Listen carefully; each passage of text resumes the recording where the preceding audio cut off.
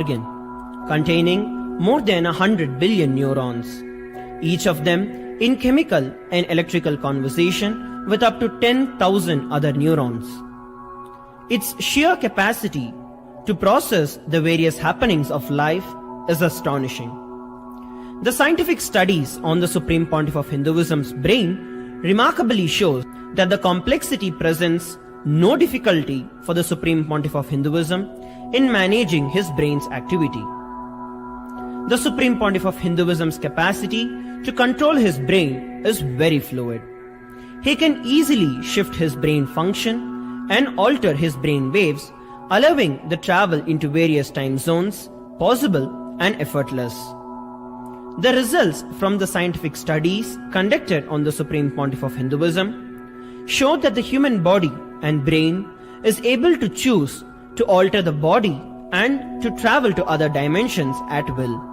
The possibility for people to experience the healing capabilities as well as the higher states of consciousness is an event of immense benefit for humankind. The science of altering the Nithyanandam, we welcome all the Paramashivoham participants to the first session of the day, which is Nithyananda Yoga. Let us all get ready for the yoga session. Settle down on our yoga mats with a panchapatram and a dharani ready. A cup with a spoon with some water for the ritualistic cleansing. All the male bodies, please remove your upper cloth. Apply the vibhuti on the 16 places over your body. All the female bodies, you apply the vibhuti on the forehead. Apply kumkum, wear your rudraksha mala. As we settle down in a meditative space with our head, neck and spine in a straight line. Keep your hands in Namaskara Mudra in front of your heart center. Close your eyes. Take a deep breath. Visualize Swamiji as we open the session with the Sadguru Vandanam. Nithyanandam Paramasukhadam Kevalam Jnanamurtim Dvandvatitam Gaganasadrisham Tattvamasyaadilaksham Ekam Nityam Vimalamachalam Sarvadhi Sakshibhutam Bhavatitam Trigunarahitam Sadgurum Tam Namami. Next we will chant the Shiva Mula mantra. Om Ham Hum Shivaya Namaha. 11 times. Please follow along internally. Om Ham Hum Shivaya Namaha. Om Ham Hum Shivaya Namaha. Om Ham Hum Shivaya Namaha. Om Ham Hum Shivaya Namaha. Om Ham Hum Shivaya Namaha. Om Ham Hum Shivaya Namaha. Om Ham Hum Shivaya Namaha. Om Ham Hum Shivaya Namaha. Om Ham Hum Shivaya Namaha. Om Ham Hum Shivaya Namaha. Om Ham Hum Shivaya Namaha. Next up is the Tattvachanam, the ritualistic cleansing. Now keep your right hand in the Gokarna Mudra in the shape of a cow's ear, as our Acharya is demonstrating.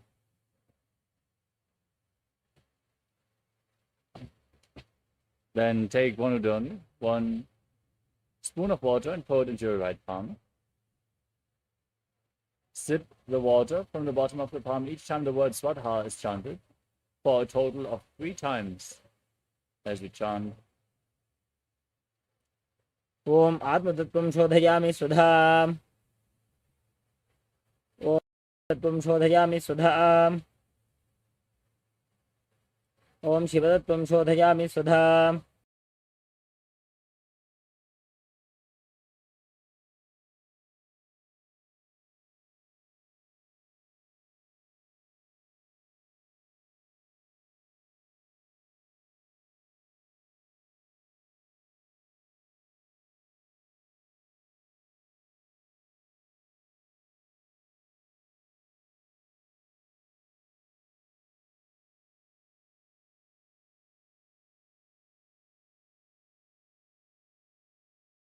Now wash your right hand with the water from the Panchapatram and wipe your lips twice with the bottom of your right thumb as we chant.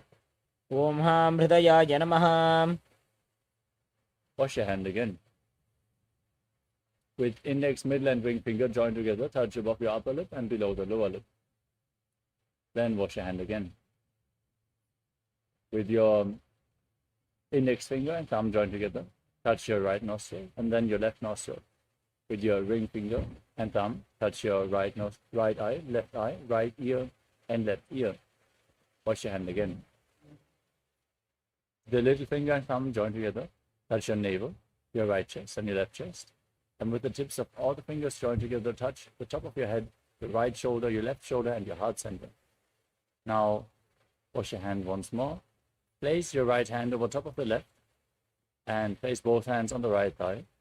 Close your eyes and set your sankalpa, your conscious resolution, what you want to manifest in the ritual of yoga today as we chant the sankalpa mantra.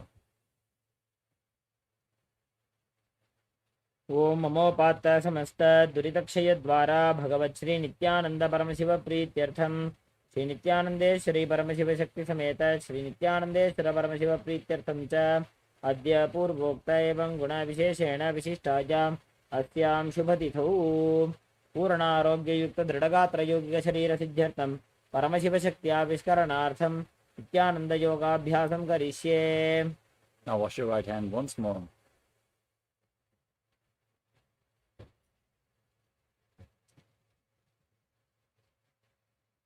Om Abhaupasprisya.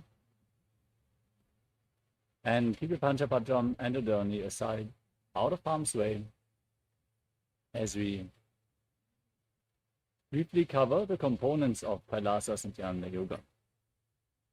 Nithyananda Yoga is the science of leading you to the realization that you are Paramashiva. Paramashivatva, Paramashivoham. For this, we prepare our bodies through asanas, the physical postures, aligning our bodies to Paramashivam. The breathing techniques, pranayama, as we control the flow of the inhalation, retention, and exhalation. We align our breathing to Paramashiva.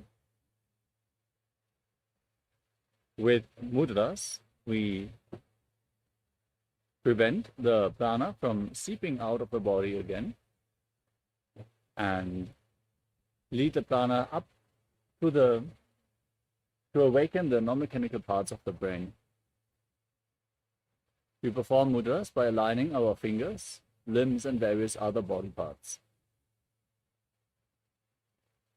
Next up is bandha, the energy locks performed by contracting certain muscles and diaphragms within the body, preventing the prana from seeping out once more and aligning our internal organs to Paramashiva as we push the Kundalini Shakti upwards along the spine into the higher energy centers.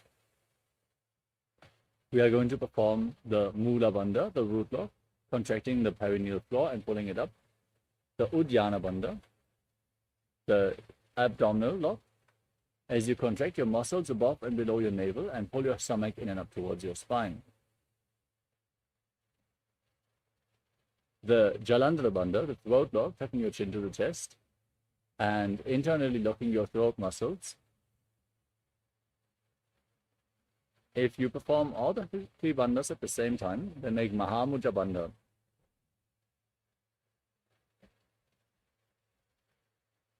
Next is Karana, the sacred dance postures, as they have been preserved throughout the temples in India, moving your limbs in synchronicity, aligning your movements to the cosmic body movements.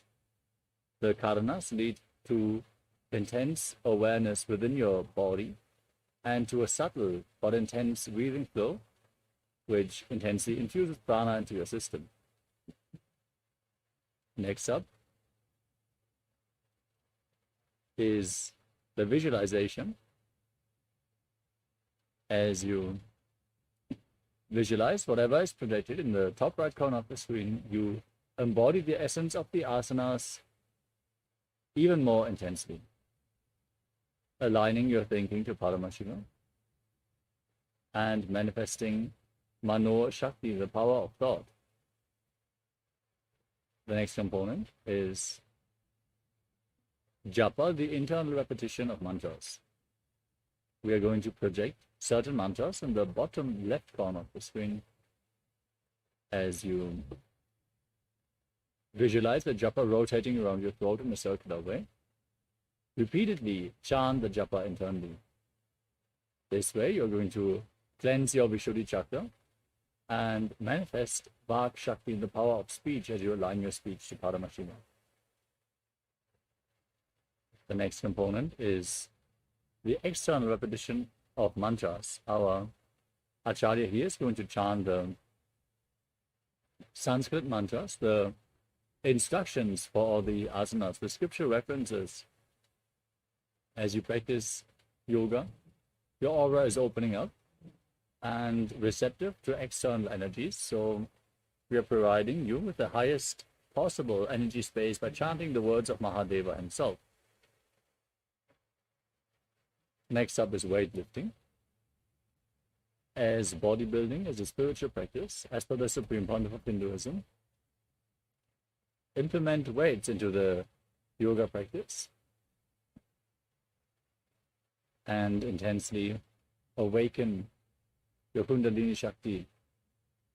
We are going to point out which asanas are where it is recommended to hold weights throughout the yoga practice. So just keep your weights ready at the side of your mat.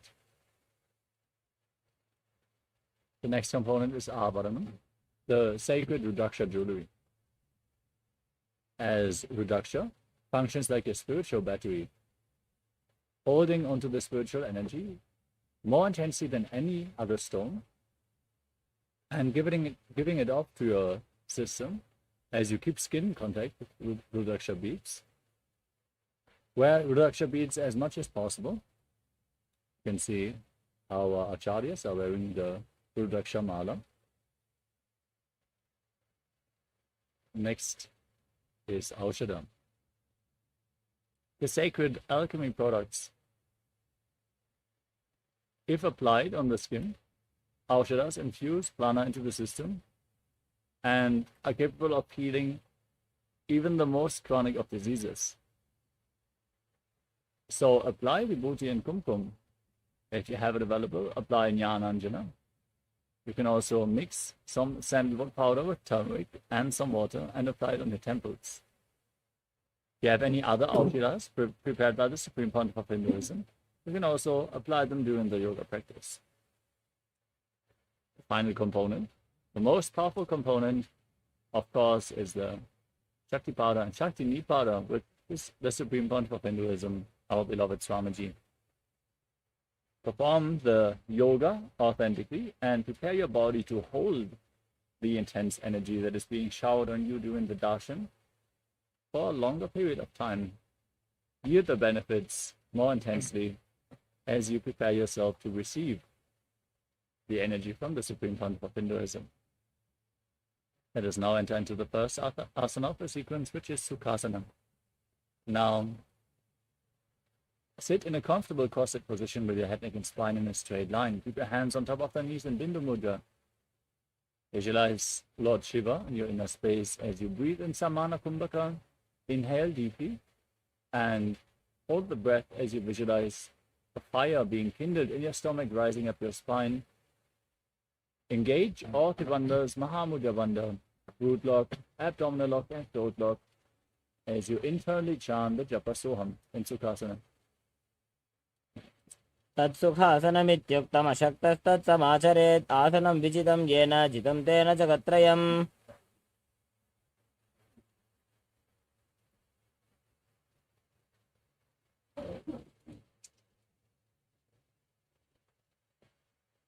Next up is Parvatasana. Now place your feet on top of opposite thighs. In Padmasana, join your hands in Anjali Mudra and raise them up above your head, keeping your elbows straight. Engage all three bandhas, Mahamudra Bandha, and visualize yourself as Mount Kailash. अथ भक्षे महादेव पर्वतासनमङ्गलं यत्कृत्वा स्थिररूपी स्यात् षट्चक्रादिविलोपनम्. Next up is Halipavasana.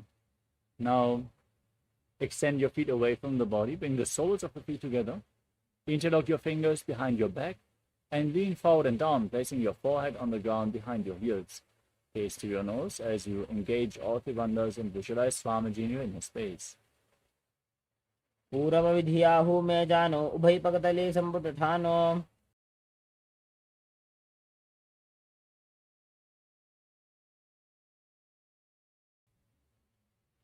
Next up is Nagi Pavasana. With your feet extended away from the body, soles of the feet together. Extend your arms out, cup your palms and place them on the ground in front of your feet as you place your forehead on the ground behind your heels. Engage all three bandhas, gaze to your nose and visualize yourself as a snake. पूर्वविधि परियागाने नीचौ वीकहु निफनास्यु लगाजी हाथ आगाने धरती लगावे पसारी दो हाथ की अंजुली करे.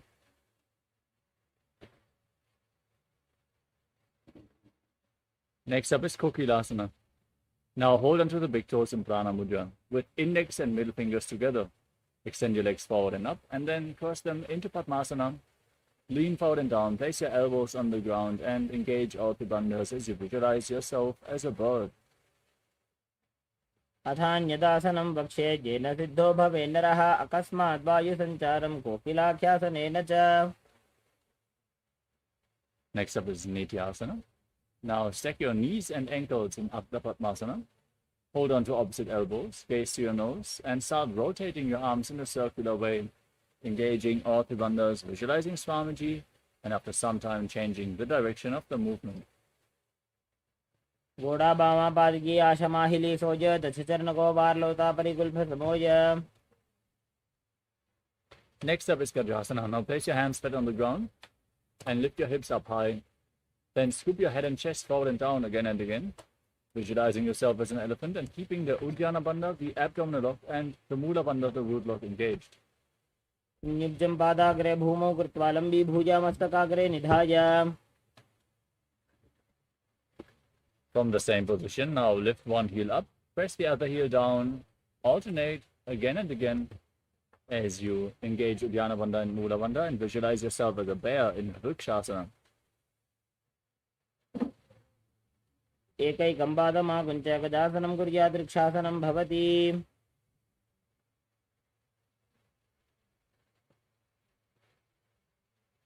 Next up is Vaishyasana. Now raise up, stand on the tips of the big toes if you can, and bring your hands to the chest in Hridaya Mudra, index, middle, and ring fingers joined together.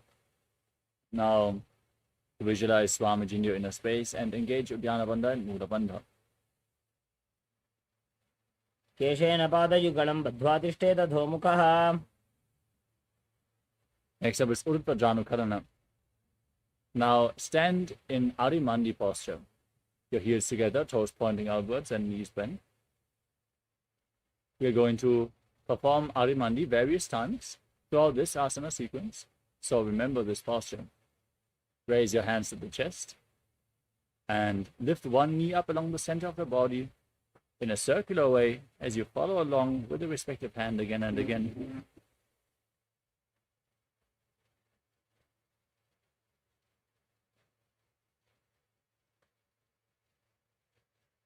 Next up is Bala Lingasana. Now interlock your fingers from the outside in Sarva Shankari Mudra. Pull your knee up against your chest as you stand erect on the mat like a rod. Engage all three bandhas and visualize yourself holding a baby. एकं जानुवृत्यालिङ्ग्य स्थातव्यं बाललिङ्गनं भवति.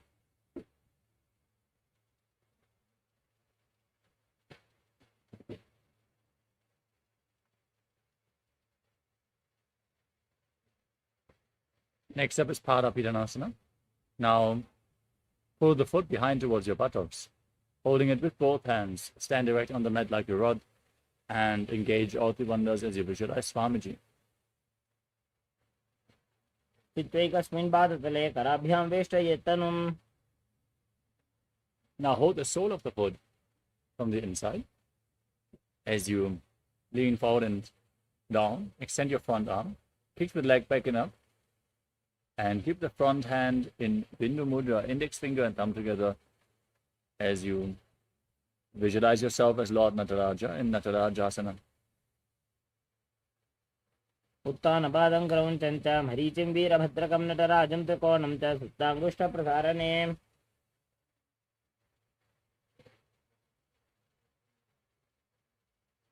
Next up is Balalingasana on the other side. Hold the other knee up towards your chest, with your fingers interlocked, all three bandhas engaged, visualizing yourself holding a baby.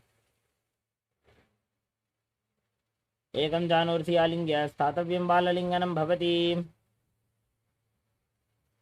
We move on to Parapidanasana on the other side. Pull the foot behind towards your buttocks and visualize Swamiji as you engage all three bandhas. चित्वैकस्मिन् पादतले कराभ्यां वेष्टयेत् तनुं पृष्ठे संस्थाप्य यत्नेन पादपीडनमासनम्. Now hold the sole of the foot and lean forward and down with your front hand in Bindu Mudra, visualizing yourself performing the cosmic dance as Lord Nataraja. उत्तानपादं क्रौञ्चं च मरीचिं वीरभद्रकं नटराजं त्रिकोणं च सुप्ताङ्गुष्ठप्रसारणे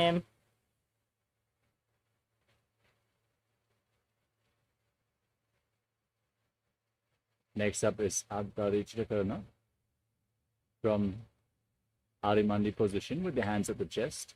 Step the right foot behind the left and swing the right arm back and forth like a pendulum.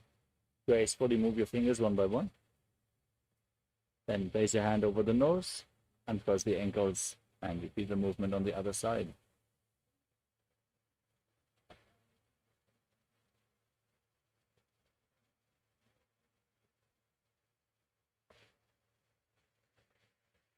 We move on to the skeleton dance. Now, visualize yourself as a skeleton and shake your body intensely. Hold the visualization that you are mere bones. There's no muscles, no tendons, only bones. Shake your body intensely. Let all the resistance go. Restore bold integrity into your bone marrow.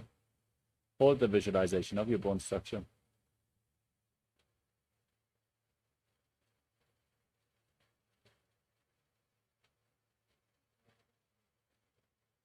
Next up is Katicchina Karana. From Adimandi position, cross your arms above your head with your palms facing back. Now open your arms up and turn to one side, return to the center, and repeat the movement again and again.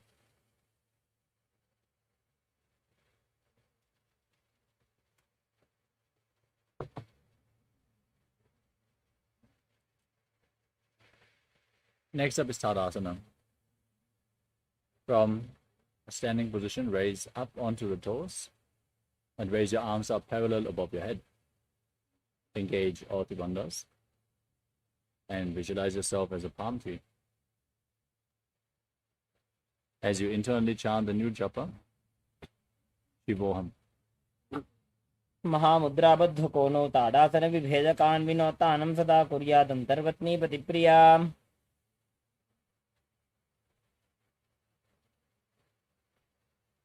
Next up is Uttanasana.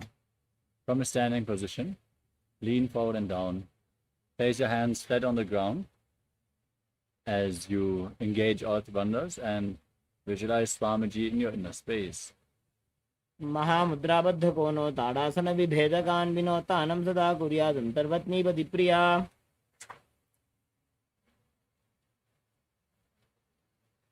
Next up is Tarakshvasana. Now, step your feet back into the tall plank position and engage the Mula Bandha, the root lock, and the Jarandhara Bandha, the throat lock. As you tuck your chin to the chest, rotate your head from side to side, and visualize Swamiji in your inner space. गजासनवस्थित्वा मस्तकं वारं वारं दक्षिणकक्षं सव्यकक्षं नयेत्.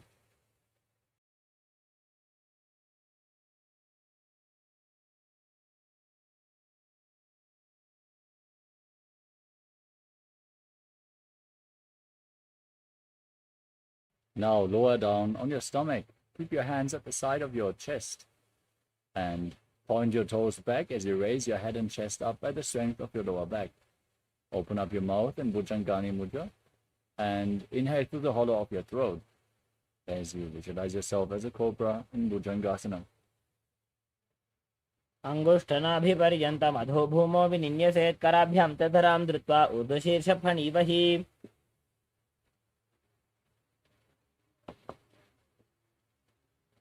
Now push your body up into the plank position. Pull your knees in one by one towards your chest. As you visualize Swamiji in your inner space, breathe firmly in Sahadra Kumbhaka. Lead the prana along your spine, holding it on and off in the individual energy centers along your spine. As you engage the Mula Bandha in Shashasana. गजासनसंस्थितौ जानुद्वयमागुञ्च्य वारं वारं कर्तव्यं शशासनं भवति. Next up is Adhatasana.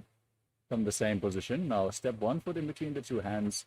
Jump the front foot back and bring the other foot in between the hands again and again as you visualize yourself as a chariot.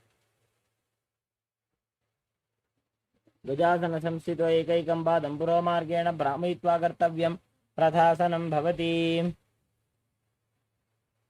Next up is Virabhadrasana. Now with one foot forward and the other foot far back, the toes pointing to the side at the back. Raise your arms up parallel as you bend your front knee at a 90-degree angle. Push your hips forward. Engage Uddiyana Bandha and Mula Bandha. Gaze to your thara and visualize yourself as Lord Virabhadra. वासिष्ठमसकौण्डिन्यमूर्धकुक्कुटमेव च अष्टावक्रमथोत्थानं मयूरं सेतुबन्धनम्. Now exchange the position of your feet and repeat Virabhadrasana on the other side. वासिष्ठमसकौण्डिन्यम् ऊर्ध्वकुक्कुटमेव च.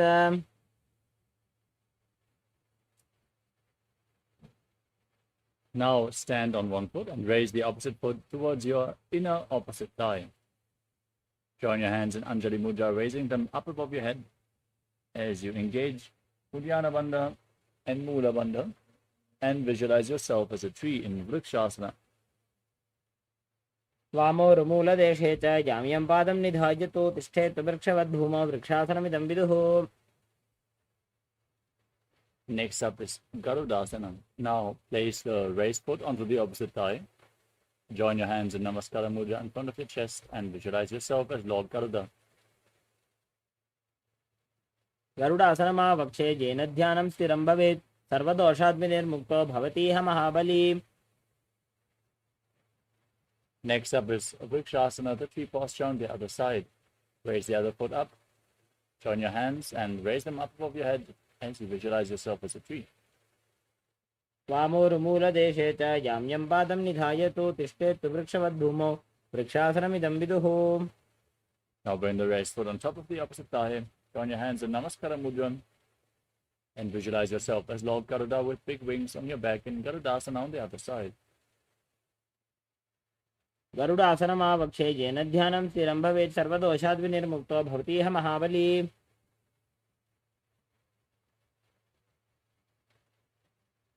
Next up is Trikonasana. Now step one foot forward and the other foot far back. Keep the back toes facing sideways as you extend your arms parallel to the ground and lean forward and down, placing one hand at the front foot and the other hand pointing up towards the sky. Gaze upwards along the raised arm and visualize yourself as a triangle in Trikonasana. उत्तानपादं क्रौञ्चं च मरीचिं वीरभद्रकं नटराजं त्रिकोणं च सुप्ताङ्गुष्ठप्रधारणे. Now raise back up, rotate your feet and lean down in the opposite direction. Gaze up as you visualize yourself as a triangle in Trikonasana on the other side. उत्तानपादं क्रौञ्चं च मरीचिं वीरभद्रकं नटराजं त्रिकोणं च सुप्ताङ्गुष्ठप्रसारणे.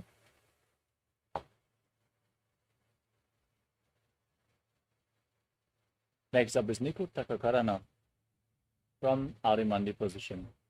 Heels together, toes pointing outwards, knees bent. Raise one heel off the mat and place your hands in front of the chest with the palms facing each other. Now stomp the raised heel to the ground and lift the other heel up as you exchange the position of your hands again and again.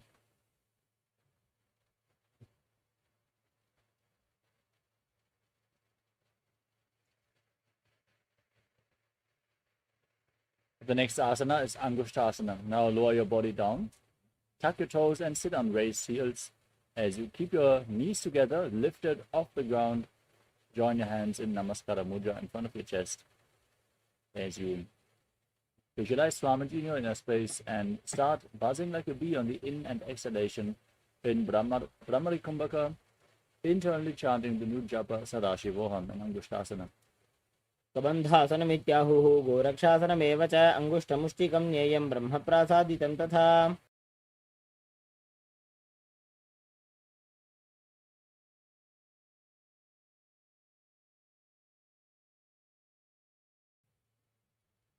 Next up is Saudasana. Now extend one leg forward. Keep your hands at the side of your body with the palms facing forward in Vara Mudra as you visualize Swamiji in your inner space in Saudasana. प्रसार्य एकं पादतलं संस्थाप्य त्वेकपादकम्. We move on to Vidunanasana. Now lean forward and down. Hold on to the big toe of the front foot and the back heel with the other hand as you visualize Swamiji in your inner space. गुल्फस्थितो पादमेकं प्रसार्य तत्पादाग्रं संस्पृश्य तत्करेण. Now exchange the position of the feet. Step the other leg forward. Keep your hands at the side in Vara Mudra as you visualize Swamiji in Saudasana. प्रसार्य एकं पादतलं संस्थाप्य त्वेकपादकम्. Now lean forward and down. Hold on to the big toe and the back heel as you visualize Swamiji and buzz like a bee in Vidunanasana. गुल्फस्थितो पादमेकं प्रसार्य तत्पादाग्रं संस्पृश्य तत्करेण. Next up is the Brahmadvarankushasana. Now step your feet back in and separate your legs. Place your hands on top of the knees, palms facing up as you engage Jalandhara Bandha and Mula Bandha. Lock your perineal floor and your chin to the chest as you gaze down in between the gap of the palms. Focus your gaze on the space as you visualize Swamiji in your inner space in Brahmadvarankushasana. दो फणा पानी होए वैसे AD दो गुदानी वैसे कोरबक दलियां की माहिली Ayush माहेरा शेमिली. Next up is Kapilasana. Now place your knees on the ground, your hands on the thighs, and sit on raised heels with your toes tucked as you lock your abdomen and the perineal floor in Uddiyana Bandha and Mula Bandha. Gaze to your nose and visualize yourself as Sage Kapila Muni, the founder of the Sankhya philosophy. उभय पगदली समटारावे तिनको माहिली को और मिलावे. Next up is Bhagavad-Gita. Now, as you maintain the same posture, shift your gaze up towards your third eye, visualize Swamiji in your inner space, and perform the Mula Bandha. दो पगदली संपुट करे कोरवार ले भू परिधरे कोरवार ले राखे ऐसे तापरी मूल द्वार की वैसे.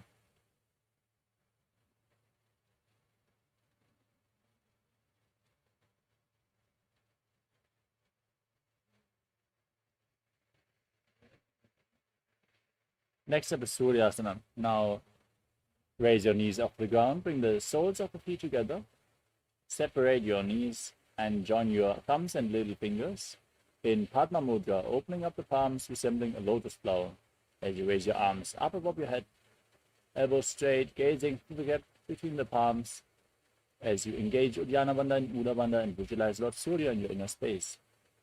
एडी दो गुदा तरियाने फना पानी बैठक पुनिठाने. Next up is Mandukasana. Now place your knees on the ground, your feet flat, and keep your hands on top of your knees as you gaze up towards your third eye.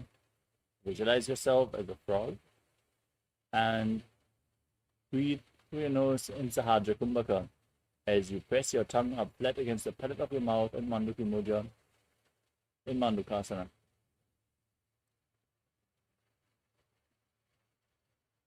पादतलो पृष्ठदेशे अंगुष्ठे द्वे च संस्पृशेत्.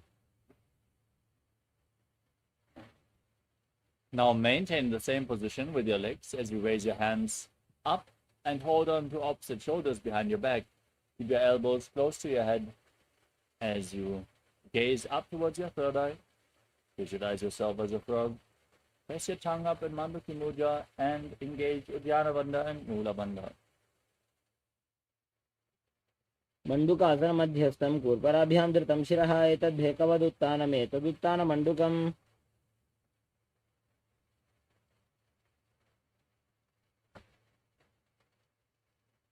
The next asana of the sequence is Simhasana. Now, cross your feet and sit on the heels. Put your hands flat on the knees and gaze to your nose. Stick your tongue out and exhale forcefully again and again as you visualize yourself as a lion in the lion posture. दक्षिणं सव्यगुल्फेन दक्षिणेन तथेतरं हस्तौ तदान्वो संस्थाप्य स्वाङ्गुलीश प्रसार्य च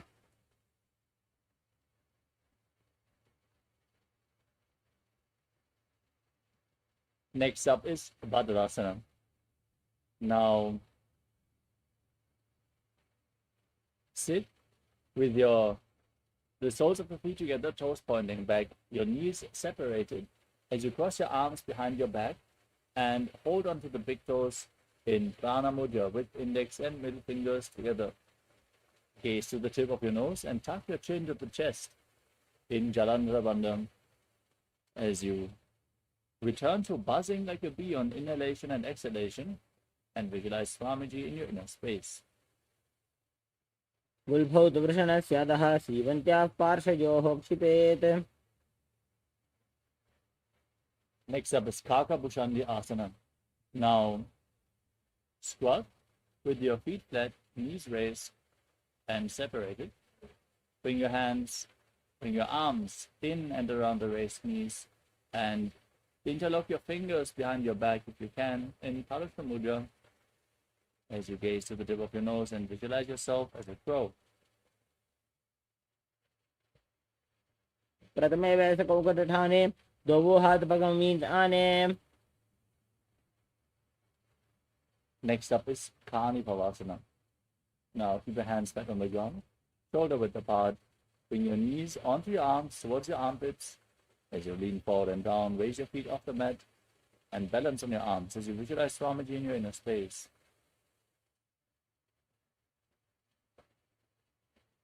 आसन को गुण आशी दुष्टा होई तो आछी होई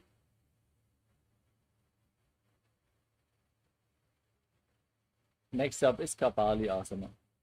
Now keep your hands on the ground, shoulder width apart, and place your head on the mat, forming a triangle between your head and your hands. With your knees on your arms, lift your feet off the ground and straighten your legs up into a headstand posture.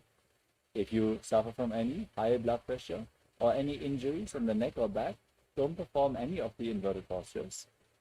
And if you feel you need support in these postures, you can lean against the wall or ask a partner to assist you as you gaze to the nose and visualize Swamiji in Kapali Asana. शीश थीशा धरती टेकी पकड़ो मिलिवा ऊंचा कुकरे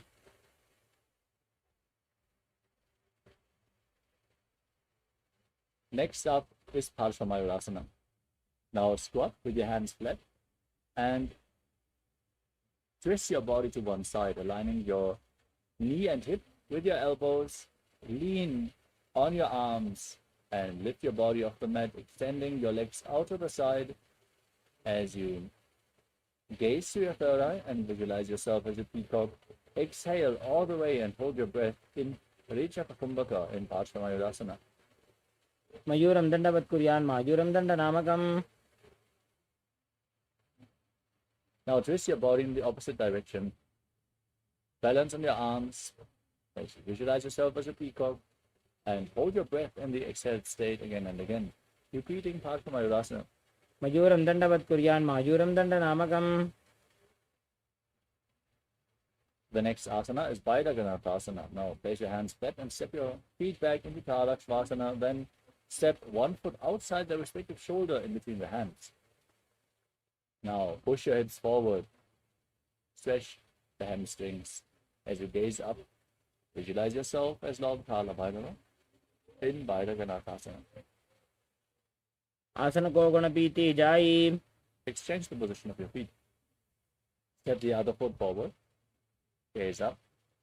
Visualize yourself as Lord Kala Bhairava in Baidaganathasana on the other side.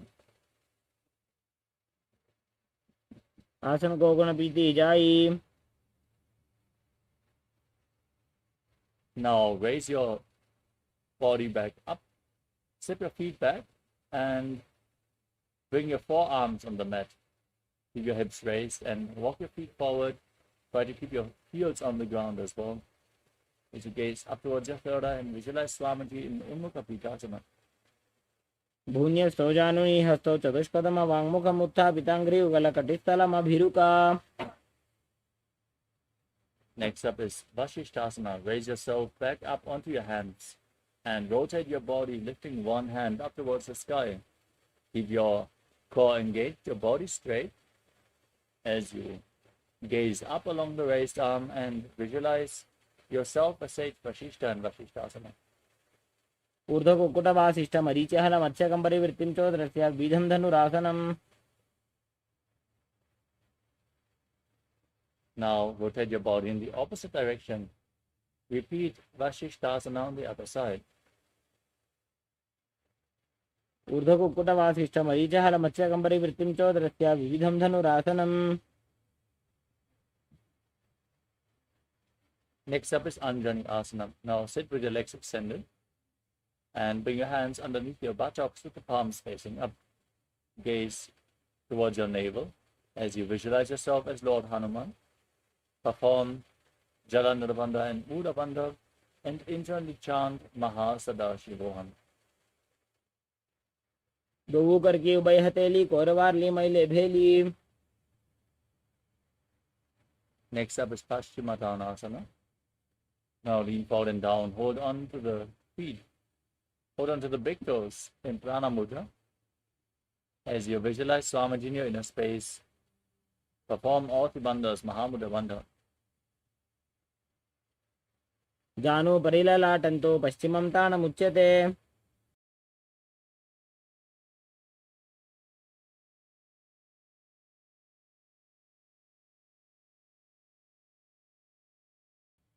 The next asana is Upadasana. From the same posture, now interlock your fingers behind your neck and lean forward and down, bringing your head in between your knees, your elbows outside the knees.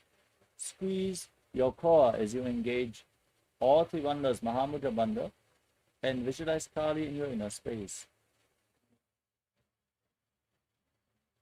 स्वपानिभ्यां दृढं धृत्वा जानोपरि शिरोऽन्यसेत आसनोग्रमिदं प्रोक्तं भवेदनिलदीपनम्। Next up is Marichyasana. Now step one foot in with the heel against the perineum, knee raised. Bring your arm in and around the raised knee and interlock your fingers behind your back in Padusha Mudra. As you lean forward and down, bring your head towards the knee and visualize yourself as Sage Marichi in Marichyasana. उत्तानपादं क्रौञ्चं च भरीचिं वीरभद्रकं नटराजं त्रिकोणं च सुप्ताङ्गुष्ठप्रसारणे। Next up is Mahamudrasana. Now drop the waist into the side. Keep the heel against the groin, lean forward and down. Hold on to the front foot. As you gaze to your nose, engage all the bandhas. Exhale all the way and visualize Swamiji in Mahamudrasana. महामुद्रां प्रवक्ष्यामि तन्त्रेऽस्मिन् मम वल्लभे यां प्राप्य सिद्धा सिद्धिं च कपिलाद्याः पुरागताः।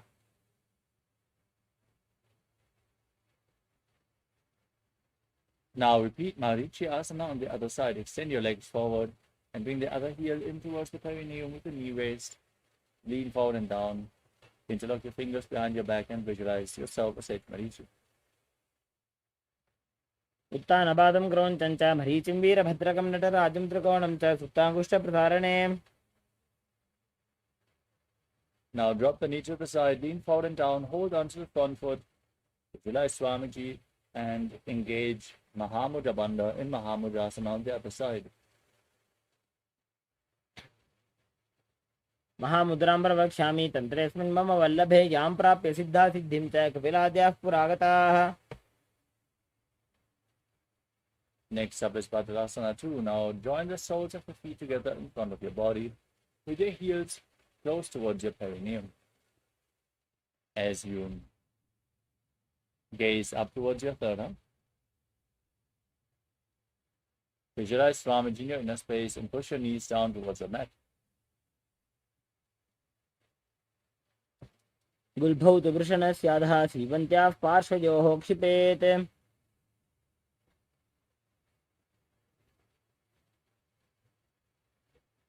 Next up is Dvalipavasana. Now extend your legs forward. Bring the soles of the feet together and place your hands on the respective knees as you gaze through your nose and visualize Swamiji in your inner space.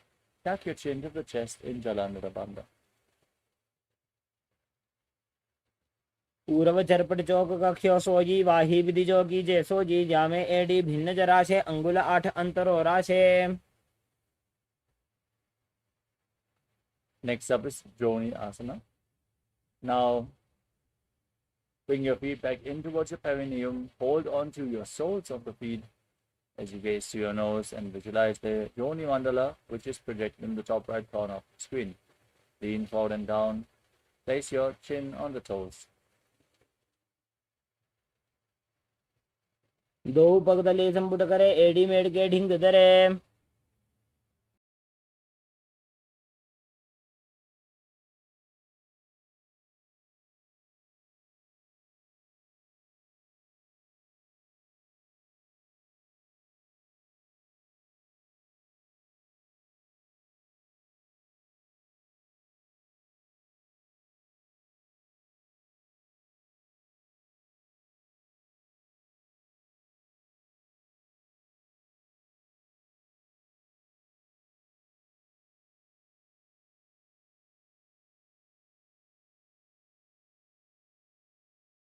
The next asana is Midaki Pavasana.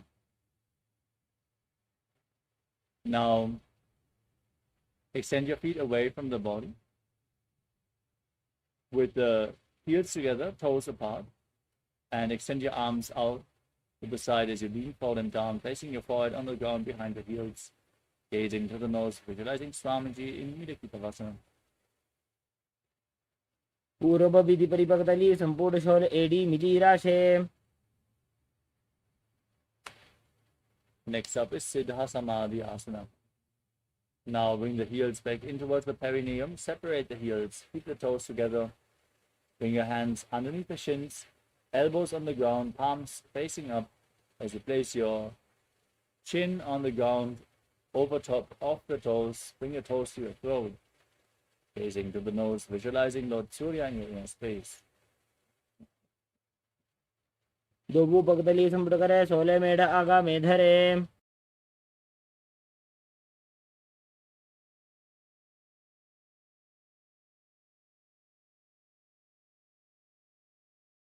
Next up is Chinaki Pavasana. Now bring the heels in towards the perineum. Keep your heels together, toes apart. Hold on to the soles of the feet and open them up like a book. As you place your elbows on your thighs, gaze to your nose and visualize Swamiji in your inner space. दो पगा की AD धरती मगिवा मेढ लगावे। Next up is Charapata Chokasana. Now keep the soles of the feet together. Place your hands on the knees and push them down towards the mat. As you gaze to your third eye and visualize Swamiji in your inner space, perform Udjana Bandha and Mula Bandha.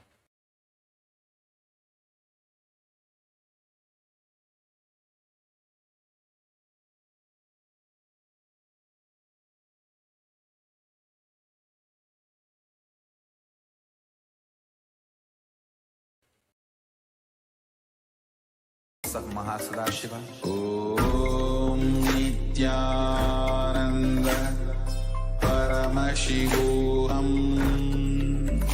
Om Nithyananda Paramashivoham Om Nithyananda Paramashivoham Nithyananda Paramashivoham Om Nithyananda Paramashivoham Om Nithyananda Paramashivoham Om Nithyananda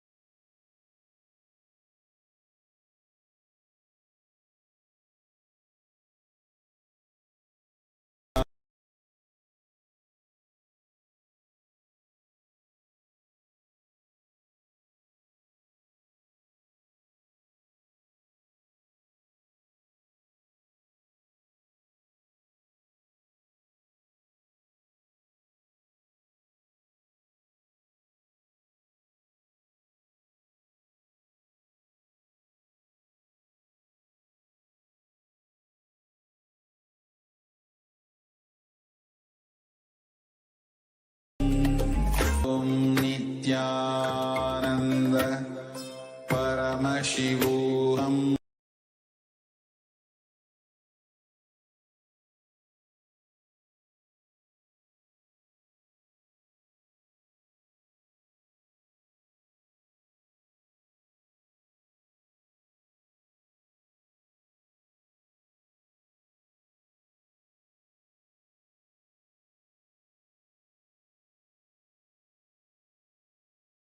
Om Nitya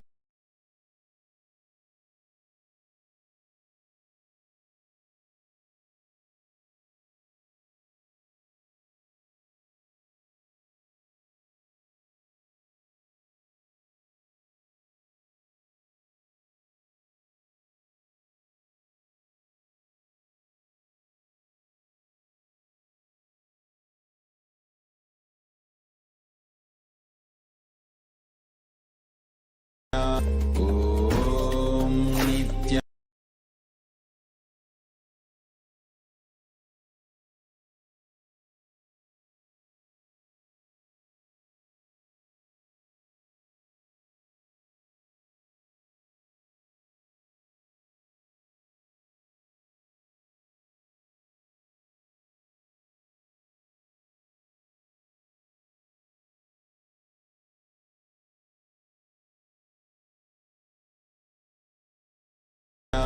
Om Nithyananda Paramashivoham Om Nithyananda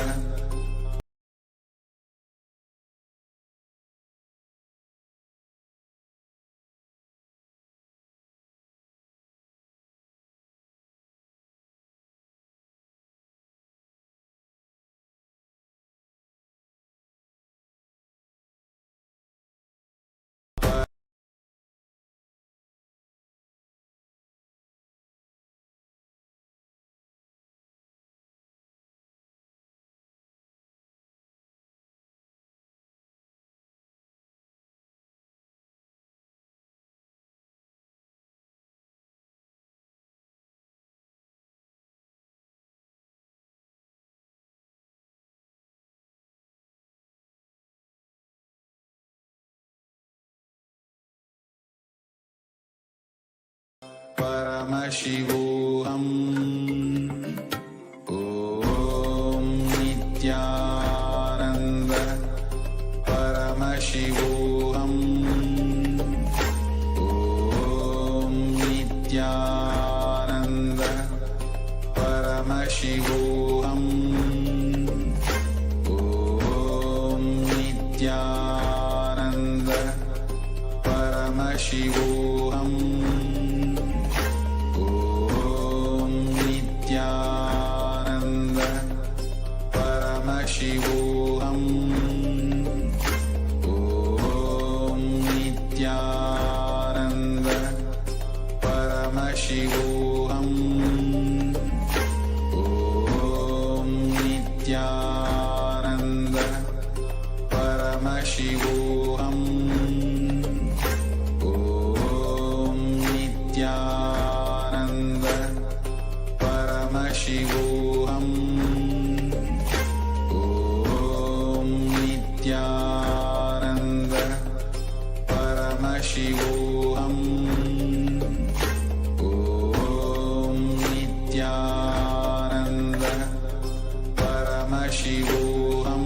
Paramashivoham Om Nithyananda Paramashivoham Om Nithyananda Paramashivoham Om Nithyananda Paramashivoham Om Nithyananda Paramashivoham Om Nithyananda Paramashivoham Om Nithyananda Paramashivoham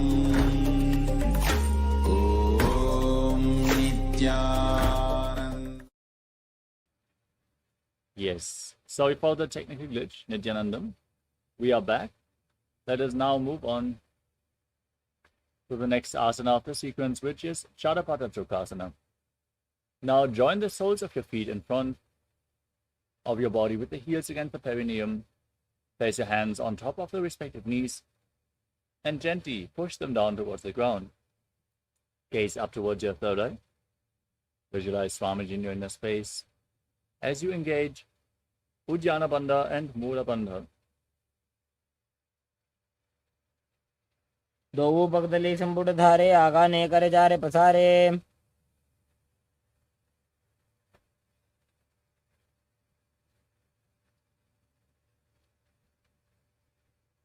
Next up is Bairavasana.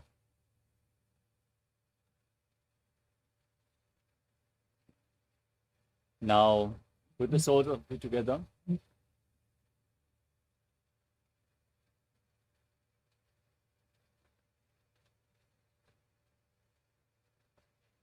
Twist your feet and place your toes on the ground.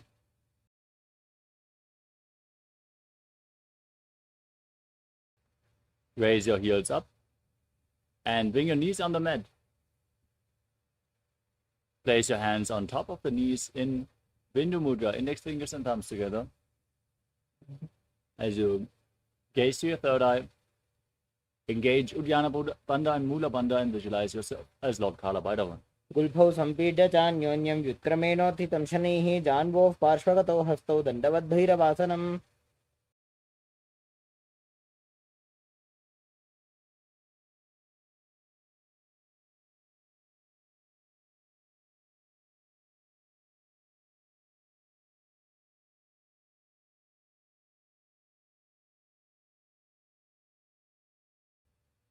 Next up is Samanasana. Now keep one heel against your perineum and lift the other foot up against your chest. Keep your soul touching your chest. As you gaze to your third eye, visualize Swamiji. Perform the Mula Bandha and hold your breath in the Muladhara Chakra. समानासनमावक्षे सिद्धमन्त्रादि साधनात्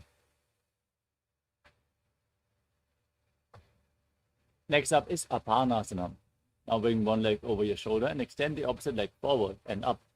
Keep your hands at the side for balance as you gaze to your third eye and visualize Swamiji in your inner space. केवलं पादमेकं च स्कन्धे चारोपयेत् ततः Now repeat Samanasana on the other side. Lift the other foot against your chest.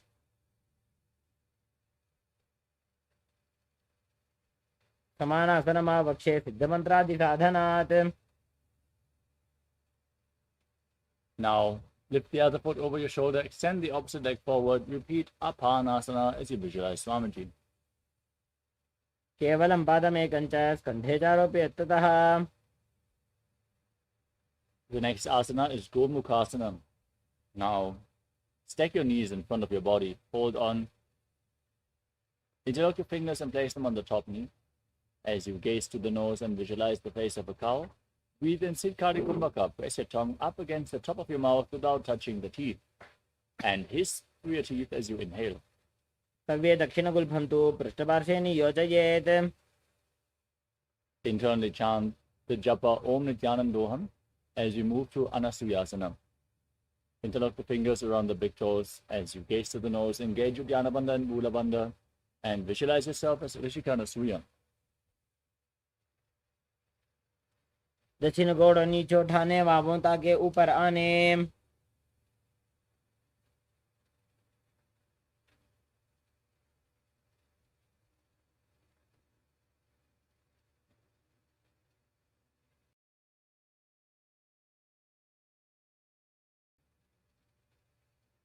Next up is Anasuyasana 2. Now hold on to your fingers behind your back as you lean forward and down. Gaze to your nose. Place the nose on the ground and visualize yourself as Rishikana. जीमणा गोदा की संधि प्रीड़ा वागोड़ा की संधि Next up is Garudasana 2. Now sit with one heel against the perineum and place the other foot flat in front. Keep the knee raised against your chest, hands on the respective knees. Gaze to your nose and visualize yourself as Lord Garuda. దావోపగమోడి ఏడి మాహిలో గుల్భమూల ద్వార్ని చైదే. Next up is Narudasana. Now raise your perineum onto your heel, interlock your fingers behind your neck and twist your elbows outside the raised knee as you gaze to your third eye and visualize yourself as Sage Narada. इष्टिजो वाम पगदली केरी भूपरी ताही लगावे फेरी. Next up is Matsya Pitakasana. Now keep one knee raised and place the other foot on top of the raised thigh. Keep holding onto the big toe of the raised leg and the shin as well with the opposite hand. Now gaze to your nose and visualize Matsya, the fish avatar of Lord Vishnu, in Matsya Pitakasana. वामेन वामाङ्गुष्ठन्तो गृहीतं मध्य पीठकं योनि वामेन सम्पीड्य मेढ्रादुपरि दक्षिणम्. Now once more stack your knees with the other knee on top this time. Interlock your fingers on the top knee as you gaze to your nose and visualize the face of a cow in Gomukhasana. सव्ये दक्षिण उल्भं तु पृष्ठपार्श्वे नियोजयेत्. Now hold onto the big toes, pull your stomach in up and keep internally chanting Om Nithyananda in Anasthuyasana on the other side. दक्षिण गोडोनी चौठाने वापोंता के ऊपर आने.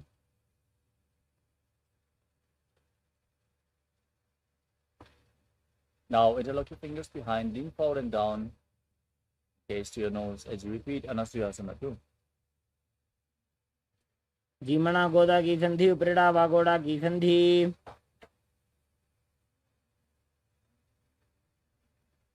Now repeat Garudasana too.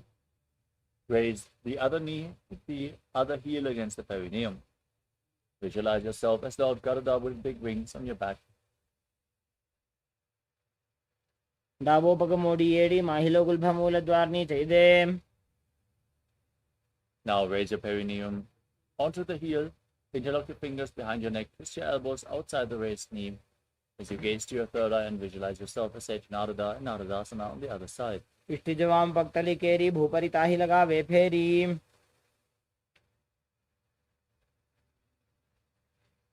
Now repeat Matsya Pitakasana. Raise the other foot onto the opposite thigh with the opposite knee raised. Keep holding onto the shin and the big toe of the opposite leg.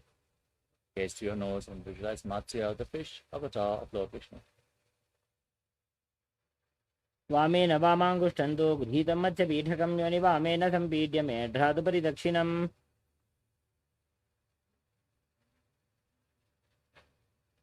The next asana is Matsyendrasana. Extend your legs forward. Then place one foot onto the opposite thigh.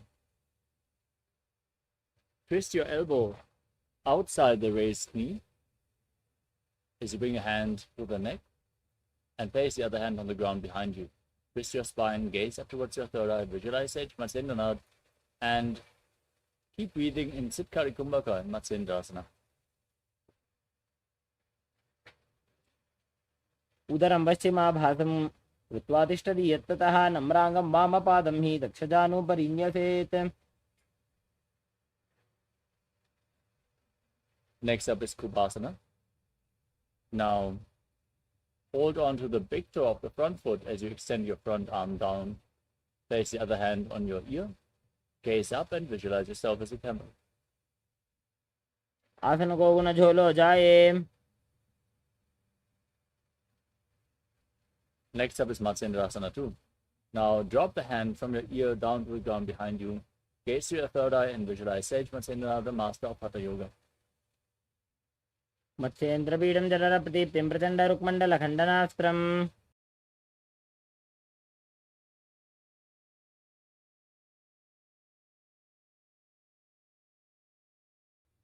Now extend your legs forward and place the other foot onto the opposite thigh. Raise the opposite knee, twist your elbow outside the knee. Gaze up and visualize Sage Matsyendranath and Matsyendrasana on the other side. उदरं पश्चिमाभासं कृत्वा तिष्ठति यत्ततः नम्राङ्गं वामपादं हि दक्षजानुपरिन्यसेत्. Now extend your arm down towards the foot at front. Hold onto the big toe and place your other hand on your ear. Visualize yourself as a camel as you gaze up in Kubasana. आसन को गुण झोल हो जाए. Now drop the hand down from your ear. Twist your body even further. Gaze to your third eye and visualize Sage in Matsyendasana too. मत्स्येन्द्रपीडं जठर प्रदीप्तिं Prachanda रुक्मण्डल खण्डनास्त्रम्. Next up is Padmasana. Now place your feet on top of opposite thighs. Sit with your head, neck and spine in a straight line. Keep your hands on the knees. Gaze to your nose. As you visualize yourself as Lord Shiva, breathe in Sikali Kumbhaka. Press your tongue against the back of the teeth and hiss through your teeth as you inhale. Engage all Trivandhas and internally chant the new japa. Om Nithyananda Paramashivoham. आसनं द्विविधं प्रोक्तं पद्मं वज्रासनं तथा. Maintain your legs in the same position. Cross your arms in front of your body. Hold on to the big toes in Prana Mudra.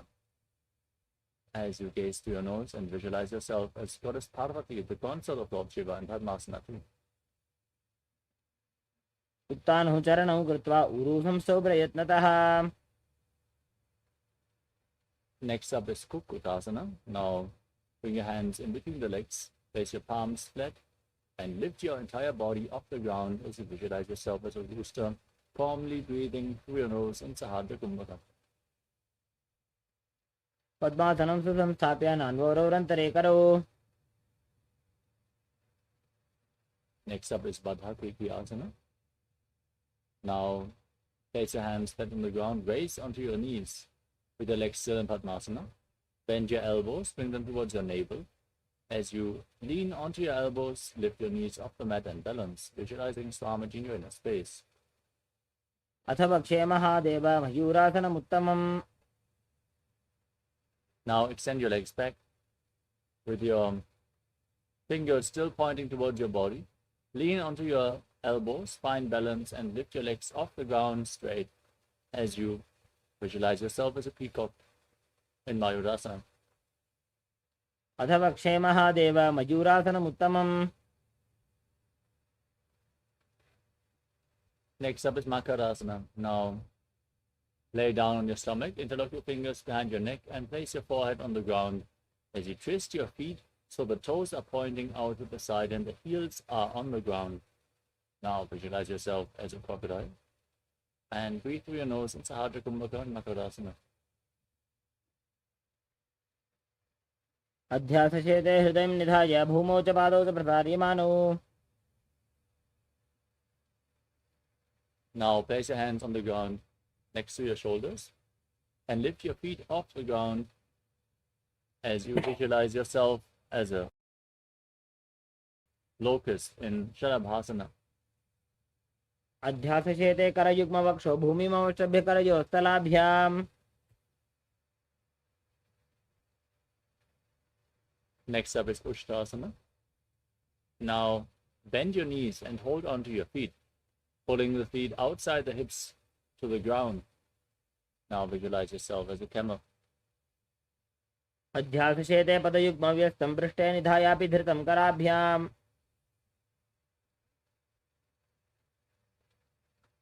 Next up is Dhanurasana. Now hold on to the feet and kick your legs back and up, raising your head and chest off the ground, gazing to the third eye and visualizing yourself as Pinaka, Lord Shiva's bow. प्रसार्य पादौ भुजदण्डरूपौ करौ च पृष्ठे धृतपादयुग्मम्. Next up is Bhagasana. Now sit in a kneeling posture with your heels outside the hips, hands on the knees, toes touching behind your back. Gaze to your third eye, visualize Swamiji and internally chant the new japa, Om Nithyananda Paramashivoham. Visualize it rotating around your throat. उल्टा मोड़ी पादो वैसे बहुरो जुगति करे एक ऐसे. We move on to the next inverted posture of the sequence. You need set up in front of a wall. As you place your forearms on the ground, elbows shoulder width apart, interlock your fingers, place your head on the mat, and walk your feet forward, raise your hips and lift them off the ground. As you tuck your knees towards your chin, squeeze your body into a ball. As you gaze to your nose and visualize Swamiji in Gogi Asana. दो हाथ की कहुनी जोई पुनः कलाई जाने दोई. Now extend your legs up straight into Shirshasana, the headstand posture, as you gaze to the nose and visualize Swamiji in your inner space. विपरीतं मण्डलं च द्विदैव विदितं हिनः. Gently lower your legs down. Come to a seated posture with your legs extended forward. Now get ready for a sequence of rapid exhalations and intense ab contraction as you breathe in Bastika Kumbhaka. Contract.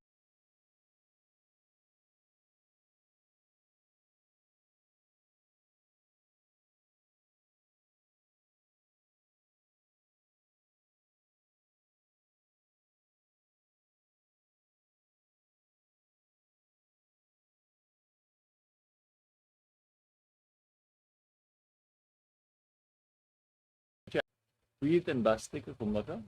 Contract.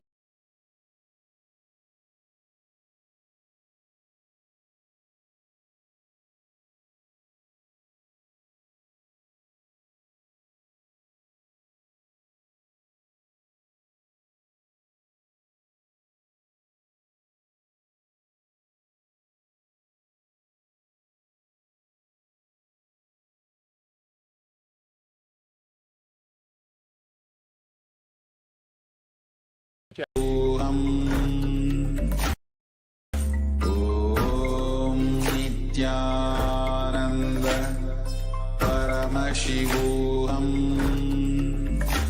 ॐ नित्यानन्द परमशिवोऽहम्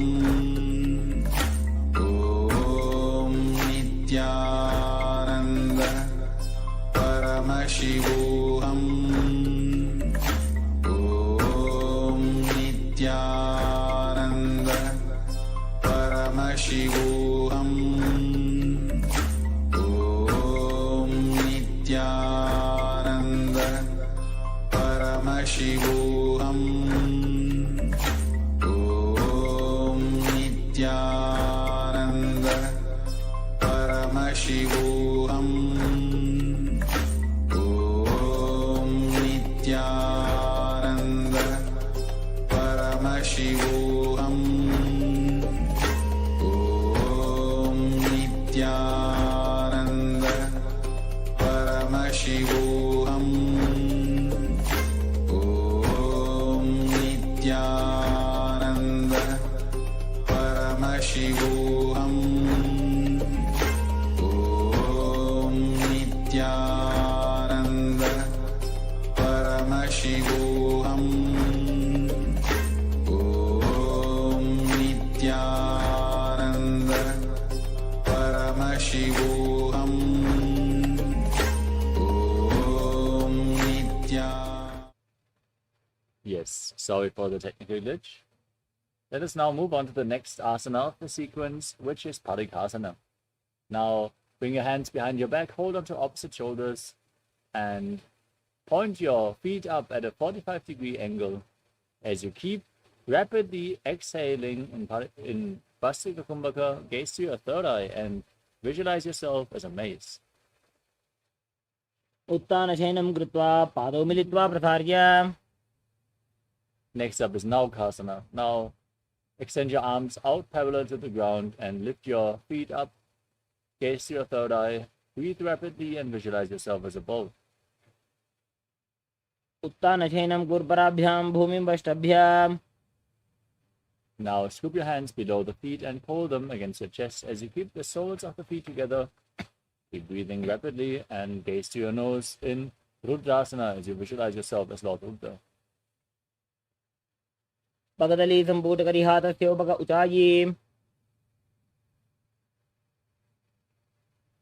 Next up is Unmukha Pitasana too. You can now breathe calmly. Lay down on your back with the knees raised. Bring your hands flat on the ground behind the heels.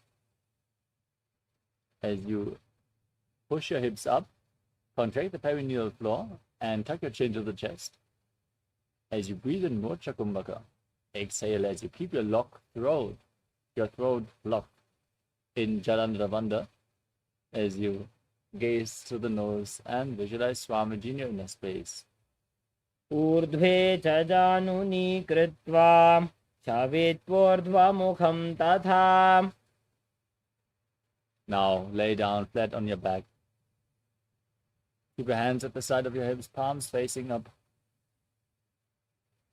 Completely unclutched from your body in Shavasana as you pull the Kundalini Shakti upwards along your spine in Shakti Chalan Mudra and visualize that your body is dead. Swamiji is liberating you. In turn, to chant the Mahavakya Om Nithyananda Paramashivoham. उत्तानं शववद्भूमौ शयनं तोषवासनं शवासनं श्रान्तिहरं चित्त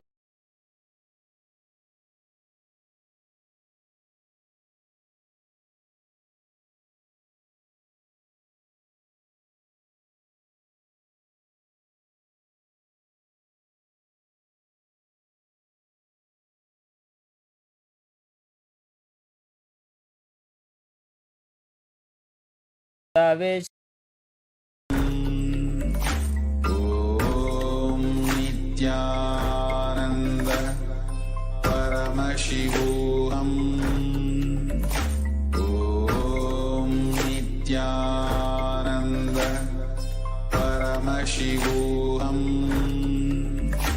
ॐ नित्यानन्द परमशिवोऽहम् नित्यानन्द परमशिवोऽहम् ॐ नित्यानन्द परमशिवोऽहम् ॐ नित्यानन्द परमशिवोऽहम् ॐ नित्यानन्द परमशिवोऽहम् ॐ नित्यानन्द परमशिवोऽहम् ॐ नित्यानन्द परमशिवोऽहम् ॐ नित्यानन्द परमशिवोऽहम् नित्यानन्द परमशिवोऽहम् ॐ नित्यानन्द परमशिवोऽहम् ॐ नित्यानन्द परमशिवोऽहम् ॐ नित्यानन्द परमशिवोऽहम् ॐ नित्यानन्द परमशिवोऽहम् ॐ Nityanand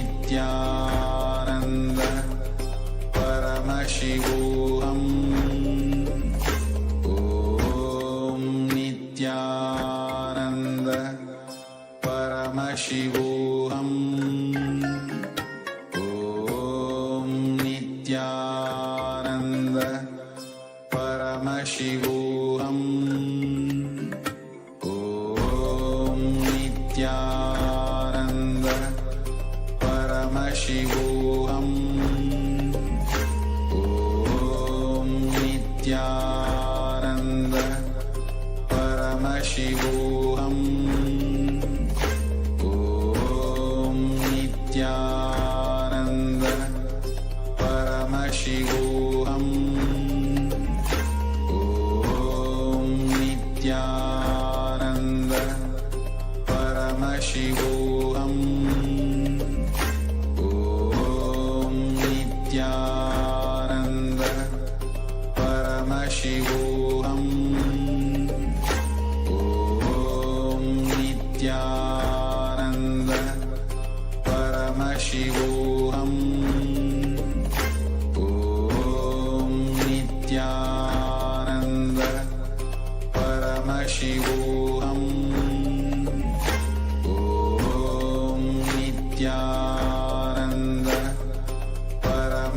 Paramashivoham Om Nithyananda Paramashivoham Om Nithyananda Paramashivoham Om Nithyananda Paramashivoham Om Nithyananda Paramashivoham Om Nithyananda Paramashivoham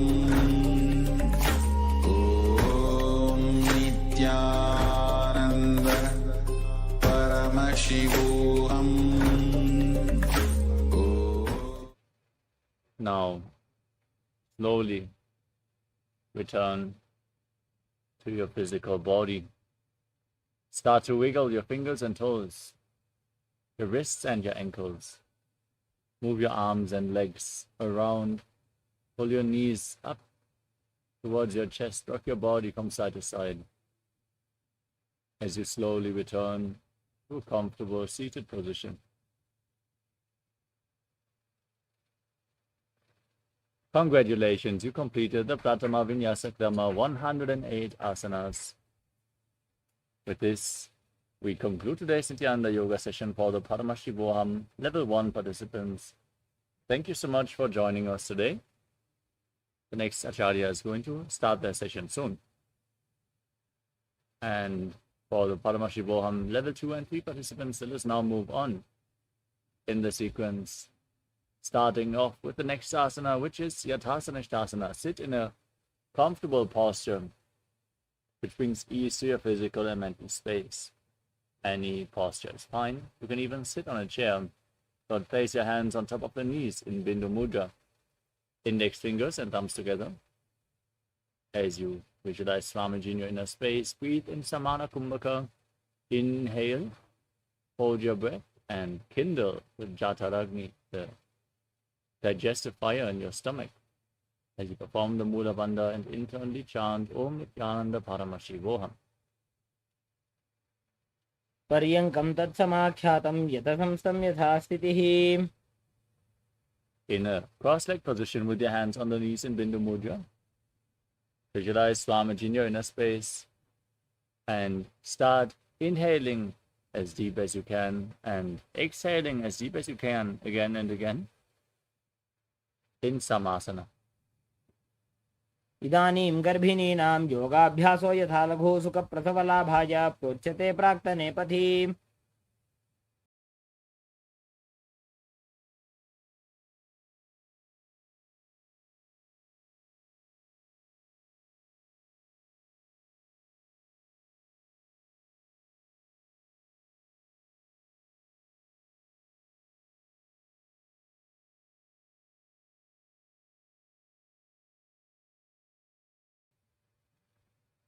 The next asana is Muktasana. Now bring your left heel against the perineum and place your right foot on top of the left. Keep your hands flat on the knees, gaze to your nose, and visualize yourself as a sage liberated by the Supreme Font of Hinduism. निपीड्य सेविनीं सूक्ष्मां दक्षिणेतर गुल्पतः वामं यां येन गुल्फेन मुक्तासनमिदं भवेत्.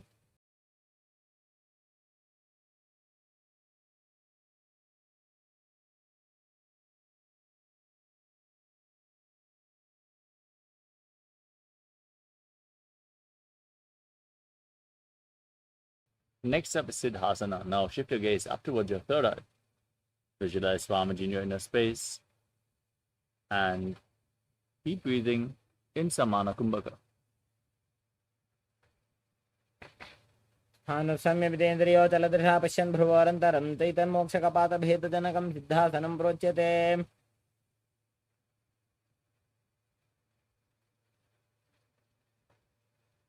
Next up is Siddhyasana. Maintain the posture. Shift the gaze down to the ground in front of you as you engage all the bandhas. Visualize Swamiji in your inner space. वामपादके इडीजानो सीवनि मथितासु कोठानो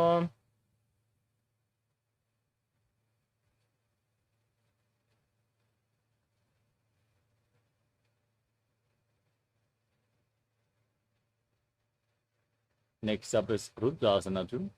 Now rotate your hands on top of the feet into Bindu Mudra. Gaze to your third eye as you visualize yourself as Lord Rudra. वामचरण परिदक्षिण राखे एक जुगति ऐसे विधि दाखे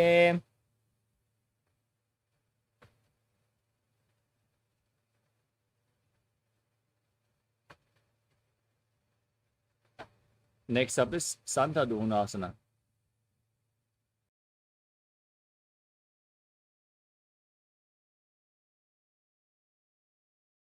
As you sit in a corset position with your hands on the knees in Bindu Mudra, gaze to your nose and embody tranquility and an unshakable nature. आसन की गुणमन की चंचलता meet The next asana is Siddhasana 2. Now bring your hands to your navel, one palm cupped over the other in Samputa Mudra, resembling a lotus flower, as you visualize Swamiji in your inner space in Siddhasana 2. ऋजुकाय समासीन सिद्धासनमुदीरितं प्रसार्य भुवि पादौ तु दोर्भ्यामङ्गुष्ठमादरात्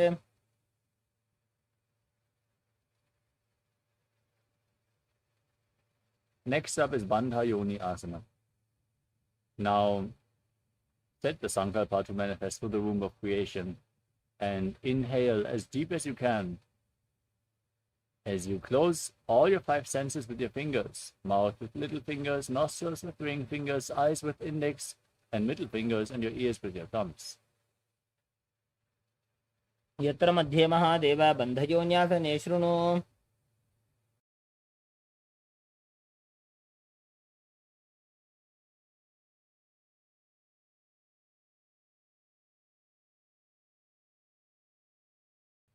The next asana is Virasana. Now place one foot on top of the opposite thigh and the other foot below the opposite thigh. Keep your hands on the knees in Bindu Mudra, index fingers and thumbs together, as you visualize the state and space of Previ, Vira. एकं पादमथैकस्मिन् भिन्यस्योरुणि संस्थितः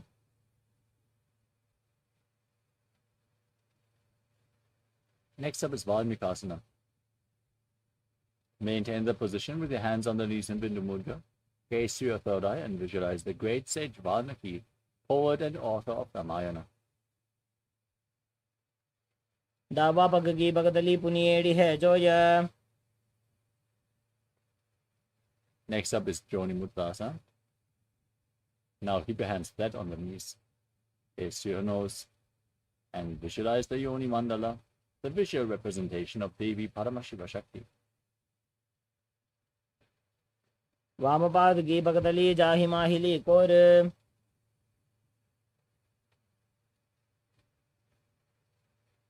Next up is Yoni Asana. Now shift your gaze up towards your third eye. Maintain the position and the visualization. Visualize Yoni Mandala. योन्यासनं पर्वतेन योगं योगफले नीलम्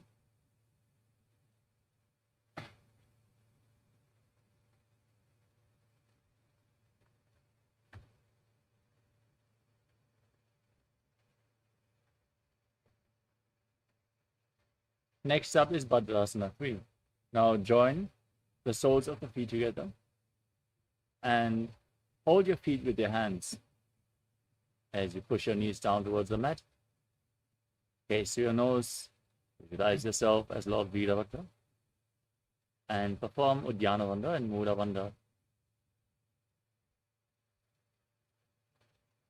गुल्भौ च वृषणस्यादः सीवन्त्याः पार्श्वयोः क्षिपेत्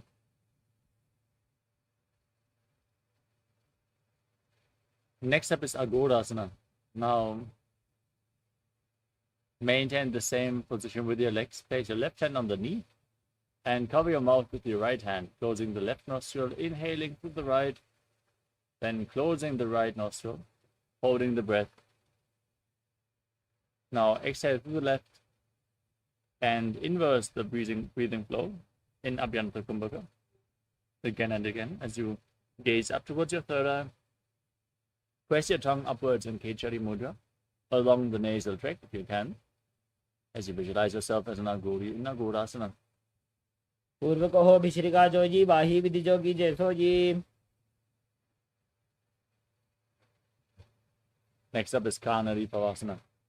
Now, from the same posture, separate your heels. Place your elbows on your heels. As you lean forward and down, rest your chin on your hands and gaze to your nose as you engage Ujjana Bandha and Mula Bandha. Breathe in Rechaka Kumbhaka, exhale and hold your breath and visualize yourself as a female elephant drinking water. बाली पाव आसन कख्यो है जैसे Yahoo में जाने विदिते से. Next up is Padasana.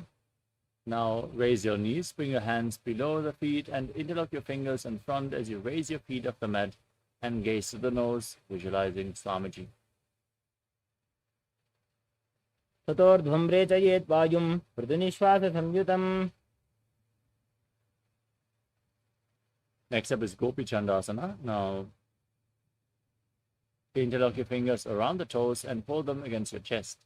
Bring your chin on your hands, gaze to your nose and embody the state and space of a king. पूर्व विधिपका का अंगूठा कंठ को पराशे. Next up is Uddarasana. Now scoop your hands below the feet, interlock your fingers around the toes and lift the toes up against your chest as you gaze to your nose and visualize your body free from any defects. दोबू पगदली संपुटटाने उभय हस्त करिवर दहिताने. From the same position, now raise your feet even higher in front of your face as you visualize yourself excelling in everything. दोबू पगदली जोड़ी संपुट करे.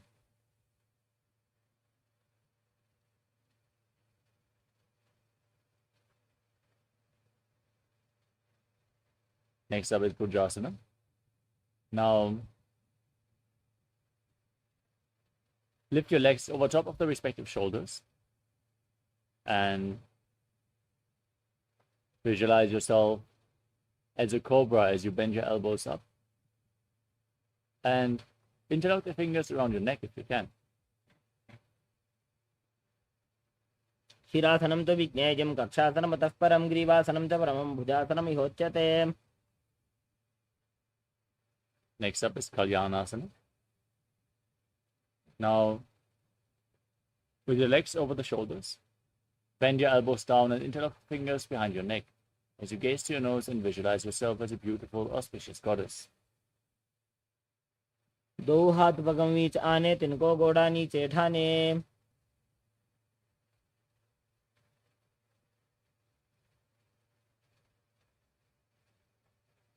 Next up is Sankatasana. Now,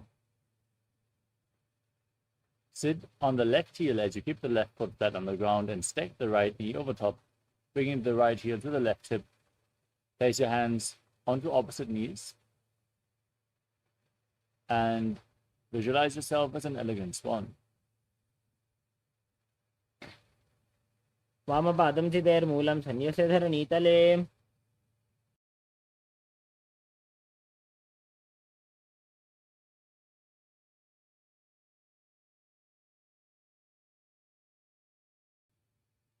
Next up is Dhenukasana. Now slide the left heel outside the hip and sit on the ground. Keep your heels at the hip and place your hands on the top knee as you visualize a cow in your inner space. Engage Uddiyana Bandha and Mula Bandha and breathe in Ujjayi Pranayama, making an ocean-like sound with your mouth in Dhenukasana. अनुषागी Nagar पंचडं बृहिलिंद गल्यम्नी. Next up is Machandrasana. Now place the right foot onto the left thigh and the left foot onto the right knee. Bring your left arm behind.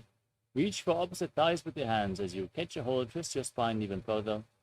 Gaze to your third eye as you visualize Swamiji in your inner space. वामजंग प्रदक्षिणटाने वामहस्त पिष्टी दिशा आने. Next up is Matsyendrasana 2. With your legs in the same position, lean forward and down, holding on to the big toes of Prana Mudra. Place your forehead on the mat and visualize Swamiji in your inner space. प्रथम जी मनोचरण जोजी वामजंग परिराखे सोई. Next up is Guru Asana. Now, interlock your fingers and place them on the top knee as you engage all the bandhas and visualize Swamiji, your Guru, in your inner space. ऊर्मूले इतरपादस्य कनिष्ठिका प्रदेशगुल्भं संस्थाप्य. Now, place the top of the right foot flat, sit on the right heel as you stack the left knee over top in Sankatasana on the other side. Visualize yourself as an elegant swan. वामपादं चितेर्मूलं संन्यस्य धरणीतले पाददण्डेन जाम्येन वेष्टयेद्वामपादकम्. Slide the right foot outside the hip. Sit on the ground, engage Uddiyana Bandha and Mula Bandha as you visualize a cow in Dhenukasana. अनुषागीनकरपञ्चडं प्रशीलिन्दगल्यम्नि. Now repeat Matsyendrasana. Place the left foot on the right thigh and the right foot on the left knee. Now bring the right arm behind, twist your spine, hold onto your thighs as you gaze up and visualize Swamiji. वामजङ्गप्रदक्षिणटाने वामहस्तपिष्टिदिशाने. Next up is Matsyendrasana 2. Now hold onto the big toes and lean forward and down as you visualize Swamiji in your inner space. प्रथम जी मनोचरण जोजी वामजङ्गपरिराखे सोई. Next up is Guru Asana. Now interlock your fingers, place them on the top knee, engage all three bandhas as you visualize Swamiji.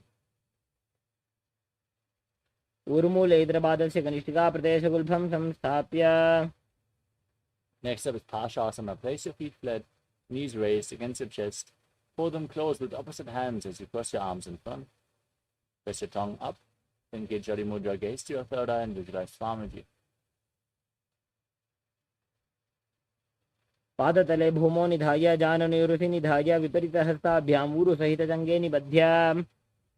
Next up is Bodha Shukrasana. From the same posture, hold on to your wrists and place your chin on the knees as you gaze at the nose and visualize yourself residing in an abode of bliss.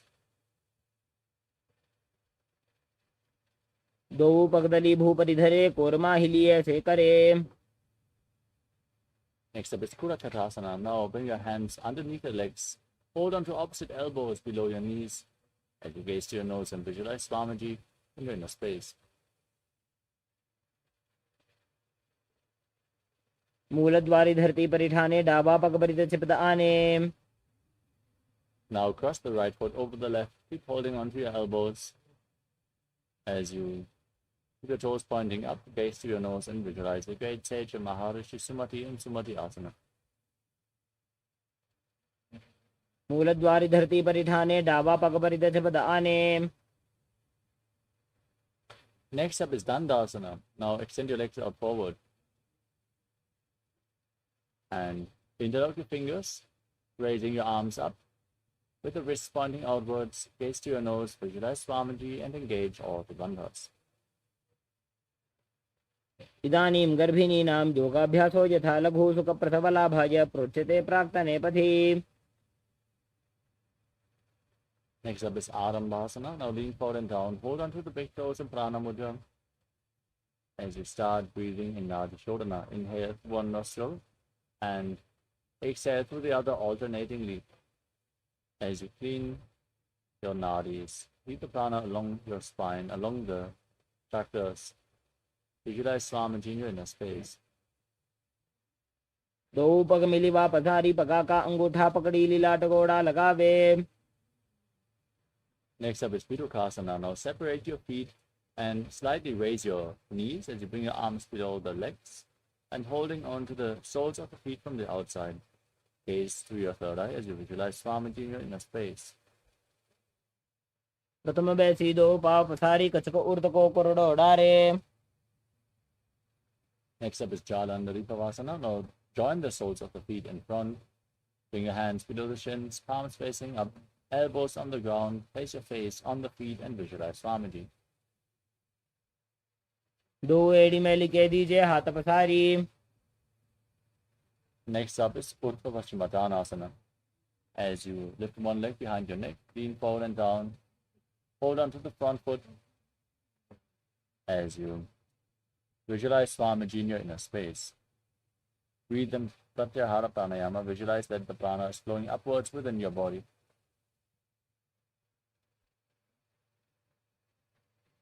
पश्चिमतानवत् संस्थितिं कृत्वा एकं पादं ग्रीवायां धृत्वा तिष्ठेत्। Now lean back with the leg behind your neck. Keep the opposite leg extended forward as you gaze to the nose and visualize you are infinite, endless, eternal, Ananta. उत्तानशयने एकैकं Pai ग्रीवायां विन्यस्य। Now roll onto the side.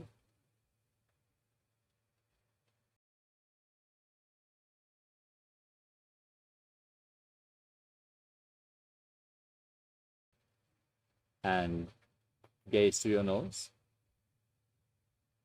as you feel in complete control in Ankushasana. उत्तानशयित एकैकं पादं ग्रीवायां कुर्वन्। The next asana is Drushasana. As you lay on your back, pull your knees up against your chest and encircle them with your hands, rocking your body from side to side as you visualize Swamiji in your inner space.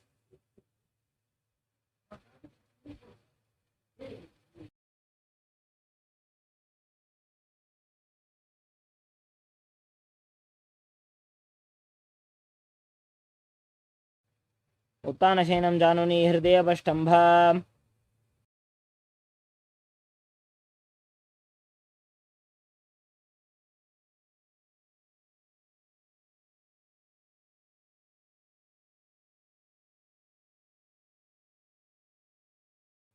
The next asana is Urdhva Paschimottanasana on the other side.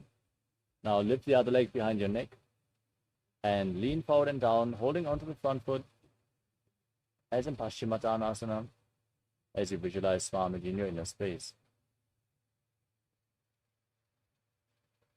पश्चिमतानवत् संस्थितिं कृत्वा एकं पादं ग्रीवायां धृत्वा तिष्ठेत्। Now lean back with your legs still behind your neck. Hold on to the foot with the opposite hand as you extend the other leg forward.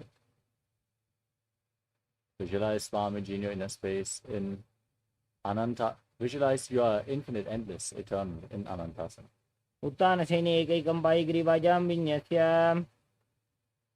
Now roll onto your side as you feel in complete control, gazing to the nose in Ankushasana.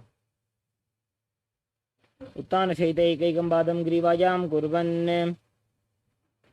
The next asana is Yoga Nidrasana. Now, one by one, lift one leg behind your neck as you lay on your back.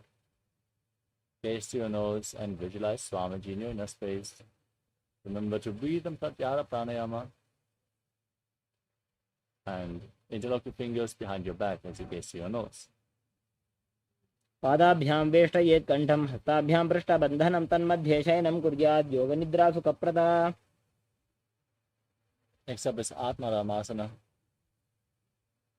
As you lift your legs up, bring your hands underneath and interlock them behind your neck. As you gaze to your nose, visualize Lord Vishnu blessing you from within. आत्मा राम आसन प्रथम सूधो सोवे। The next asana is Kochikasana.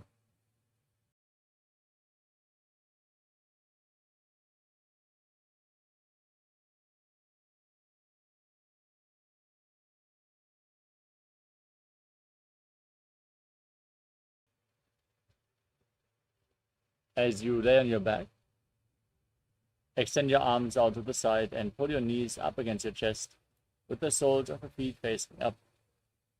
Gaze to your third eye as you visualize Swamiji in your inner space. दो हाथ सीधा सा करे तिनसो उभय सपा करे। Next up is Jatara Parivritti. This asana consists of 3 steps. we're going to perform all 3 steps and then repeat them on the other side. First, come to a neutral position. Pull your knees up against your chest and extend your arms out to the side. Then drop one knee to the side and extend the opposite leg straight down. Bend both knees to the side. And then extend your legs to the side, hold on to the feet and gaze in the opposite direction. Visualize Swamiji, perform the Mula Bandha, breathe in Pratyahara Pranayama, and return to the neutral position. Now drop the other knee down to the side. Bend both knees to the side. Extend your legs to the side, hold onto the feet and gaze away from the feet. परिवृत्ते कुक्षे भागे त्रिदाहि परिकीर्तितः बद्धकोणं सुप्तकोणं ऊर्ध्वकोणमथापि च. Next up is to be Parapitam. As you lay on your back, place your feet flat, knees raised, hold onto your ankles as you push your hips up high, gaze to your nose, and engage Jalandhara Bandha and Mula Bandha while breathing in Mocha Kumbhaka, visualizing yourself as sturdy as a bridge in 3 Parapitam. प्रतिक्रियायुतं द्वन्द्वपीठ सर्वबलप्रदं गर्भिणीनां दुर्बलानां इति Gargi जगादनु.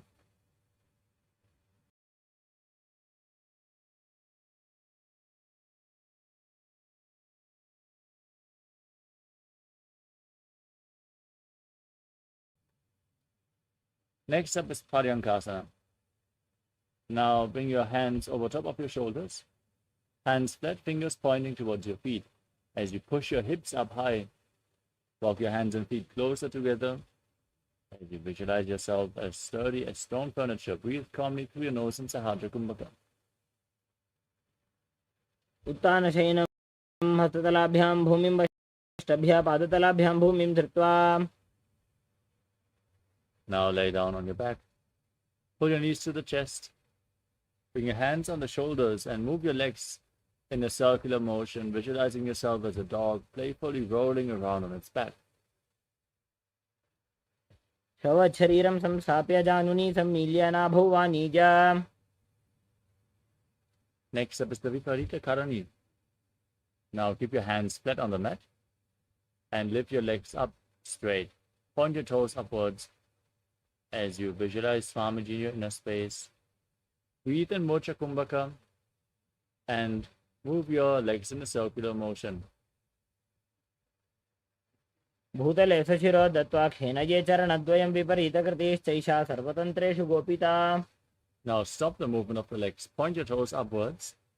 Push your hips through all the way as you visualize Swamiji in Viparita Karani too. करणी विपरीताख्या सर्वाधिव्याधिनाशिनी नित्यम अभ्यासयुक्तस्य जाटराग्नि विवर्धनी. Now drop the toes down over top of your head. Keep them on the ground as you interlock your fingers behind your back. Push your hands on the mat in Palashamudra as you visualize yourself as a plow in Langalasana.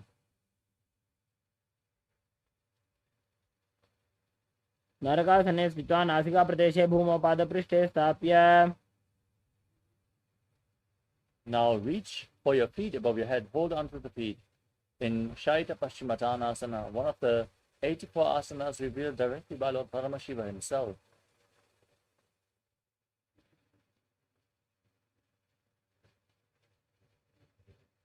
तानं शयित्वात् कुर्वीत शयितपश्चिमतानकम्. The next asana is Supta Konasana. As you lay on your back and bring your legs over top of your head, bring the hips above the shoulder level and separate your feet as you hold onto the feet with your hands. Visualize Swamiji in your inner space. परिवृत्ते कुक्षे भागे त्रिदाहि परिकीर्तितः बद्धकोणं सुप्तकोणं ऊर्ध्वकोणमथापि च. Next up is Chakrasana. Now bring the feet together, hold onto your ankles and roll onto your back as you visualize yourself as a chakra, a wheel in Chakrasana. शवासनस्तद्वौ पादौ कुर्यान्मस्तकतः परो व्युत्क्रमेण ततः शीघ्रमेतत् सर्वस्य साधनम्. Now extend your legs up at a 90-degree angle and hold on to the big toes in Prana Mudra. As you visualize Swamiji and separate your legs widely in Supta Prasarita Parangushtasana. उत्तानपादं क्रौञ्चं च मरीचिं वीरभद्रकं नटराजं त्रिकोणं च सुप्ताङ्गुष्ठप्रसारणे Now join your feet back together, holding on to the big toes in Prana Mudra as you visualize Swamiji in Supta Parangushtasana. उत्तानपादं क्रौञ्चं च मरीचिं वीरभद्रकं नटराजं त्रिकोणं च सुप्ताङ्गुष्ठप्रसारणे Now cross your legs into Padmasana and lay on your back. Bring your hands above your head, holding onto opposite elbows as you gaze to your nose and visualize Matsya, the fish avatar of Lord Vishnu in Matsyasana. मुक्तपद्मासनं कृत्वा उत्तानशयनं चरेत् कूर्पराभ्यां शिरो वेष्ट्य मत्स्यासनं तु रोगः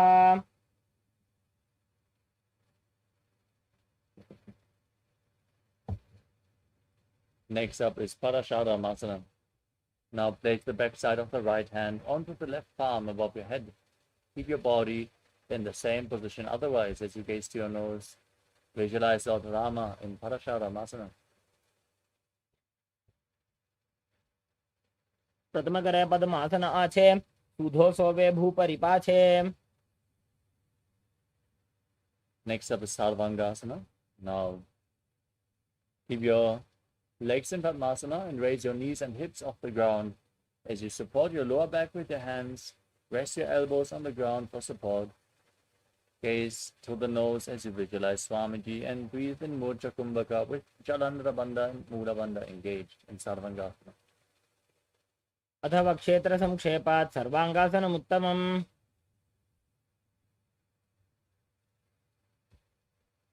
Next up is Vrishikasana. Now lay on your back. Place one foot on the opposite thigh and pull the opposite knee against your chest as you extend your arms upwards, tuck your chin to the chest and hook your fingers forward. Gaze to your third eye as you visualize yourself as a scorpion in Vrishikasana. प्रथमशेन सुधो शीशिके शिके सन्धि सुदाखे Now place the other foot on the opposite thigh, pull your knee up, repeat Vrishikasana, the scorpion posture on the other side. प्रथमशेन सुधो शीशिके शिके सन्धि सुदाखे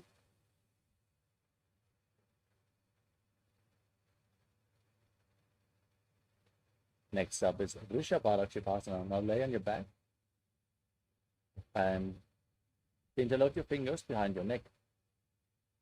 Lift both your legs off the mat and alternate, pulling one knee in towards your chest, back and forth. And so visualize Swamiji in your inner space. शवच्छरीरं संस्थाप्य जानुनी सम्मील्य नाभुवानीज Next up is Marottanasana. Laying on your back with your hands flat next to the hips. Pull one knee up and touch your ear with the knee, alternating on both sides as you visualize Swamiji. श्वोत्तानवत् संस्थिति कृत्वा जानुद्वयं पर्यायेन कर्णयोः संस्पृशेत् The next asana is Aplikasana. As you lay on your back, place your feet flat and stand up and lay back down again and again. अथ उत्तानशयनं कृत्वा पादतलाभ्यां भूमिं धृत्वा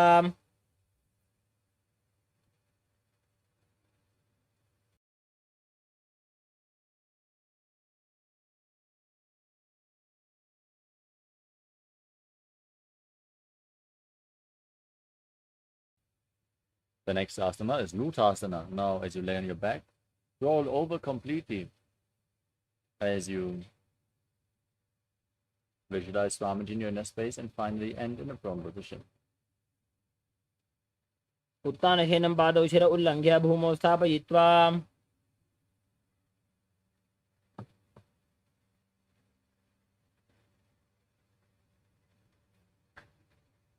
The next asana is Saratasana. Laying on your stomach with your hands at your shoulders.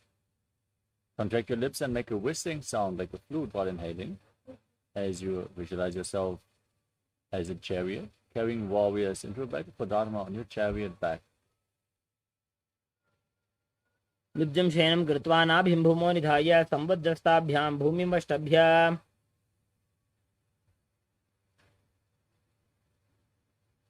Next up is Deha Ulanganasana. Now push your body up into the plank position, jump your feet in between your hands back and forth as you visualize yourself, transcend body and mind. हस्तद्वयं बद्ध्वा तन्मध्ये चरणद्वयम् उड्डानैव बहिरानीय Next up is Jatyasana. From a standing position, now lean forward and down and place your hands on the mat, walking around on hands and feet as you visualize yourself as a wise 60-year-old elephant. अथ जात्यासनं वक्ष्ये येन जातिस्मरो भवेत्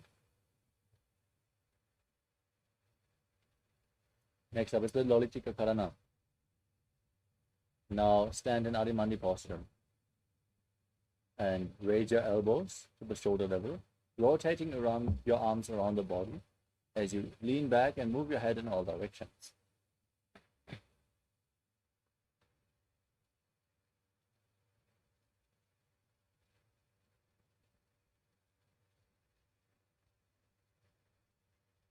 Next up is Sarabhasana. Now, if you have a rope available, tie your feet with the rope and then keep your arms close to your body, hands on your thighs. Stand erect on the mat like a rod as you visualize the Kundalini Devi rising and curling upwards around your body. अथ सर्पासनं वक्ष्ये वायुपाणाय केवलं शरीरं दण्डवत् तिष्ठेत् रज्जुबन्धस्तु पादयोः Next up is Pushta Sadhanasana. Now lean forward and down and hold onto your toes with your hands as you clench your hands into fists. Walk around on the mat visualizing yourself as a camel. मुष्टिकनिष्ठिका प्रदेशेन भूमौ निधाय उपरि पादतले संस्थाप्य From the same position, now hold on to the toes from the side and walk around visualizing yourself as a horse in Ashvasana, the horse posture. मुष्टिकनिष्ठिका प्रदेशेन भूमौ निधाय उपरि पादतले संस्थाप्य Next up is Kapota Nitakasana. Now stand with your feet together and lean back as you interlock your fingers behind your back. Tilt your head back, open up your chest as you visualize yourself as a soaring bird diving. पादतले भूमौ निधाय पृष्ठभागेन हस्तो जङ्घापर्यन्तं नीत्वा Next up is Thala Pushpa Putam Karana. As you stand in Adimandi, join your hands in Namaskara Mudra and bow down to one side, raising the respective heel and opening your palms to the side. As you visualize yourself holding a bouquet of flowers and offering it to Paramashivoham.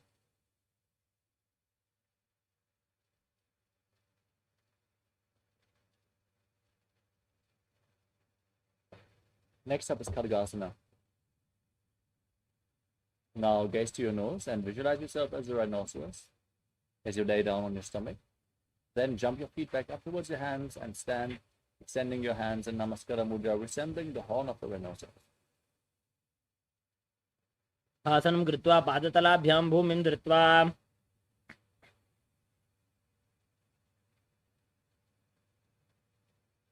Next up is the Uttanottanam. Now hold on to weights if you want to intensify this asana. Then sit down or squat down as low as you can and stand back up. Gaze to your nose and visualize Swamiji in your inner space. पुनः पुनः उत्थातव्यम् स्थितव्यम् इति उत्थानोत्थानं भवति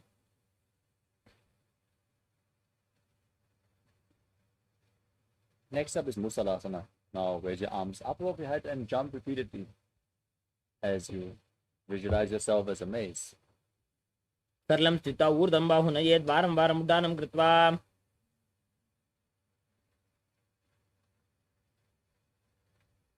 Next up is Utsheshakasana. Now hold on to one foot and pull the sole of the foot against your chest as you sit down and stand back up on the other leg, alternating on both sides as you gaze to your nose and visualize Swamiji in your inner space. एकैकं पादतलं कुक्षौ निधाय तिष्ठेदुच्छीर्षकं भवति Next up is Parshvadranukarana. Now pull one knee towards your chest and encircle it with your arm, hand in a fist, the other hand on the inner respective thigh.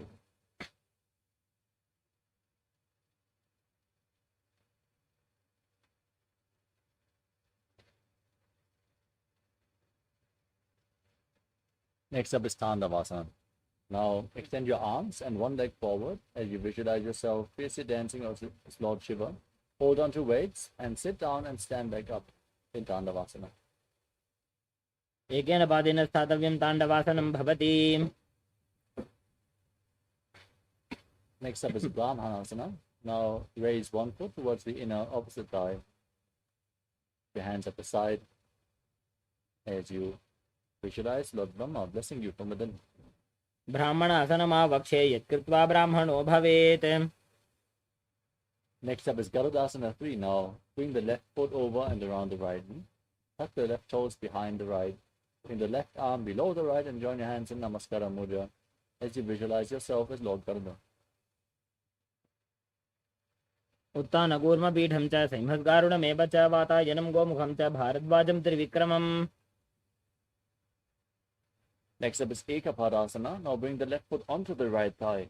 Keep your hands relaxed by the side as you visualize Swamiji in your inner space. दक्षाङ्घ्रिं वामपादस्य जङ्घोपरि निधाय च. Next up is Dhruvasana, the poster posture. Now hold on to the left toe and extend the leg out to the side as you rotate quickly on the standing leg. Visualize yourself as a north poster. एकेन हस्तेन दण्डरूपस्य एकस्य पादस्याग्रं धृत्वा.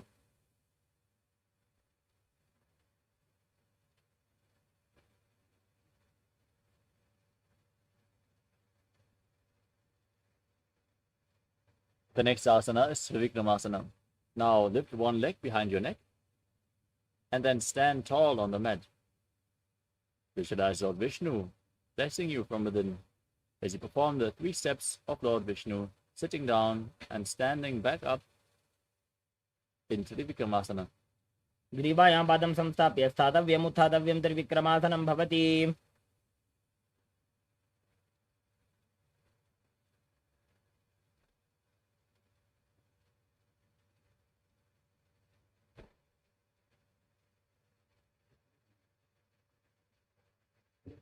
Next up is Parshvajanukarana on the other side. Now lift the other knee up and circle the knee with your hand in a fist as you keep the other hand on your inner thigh.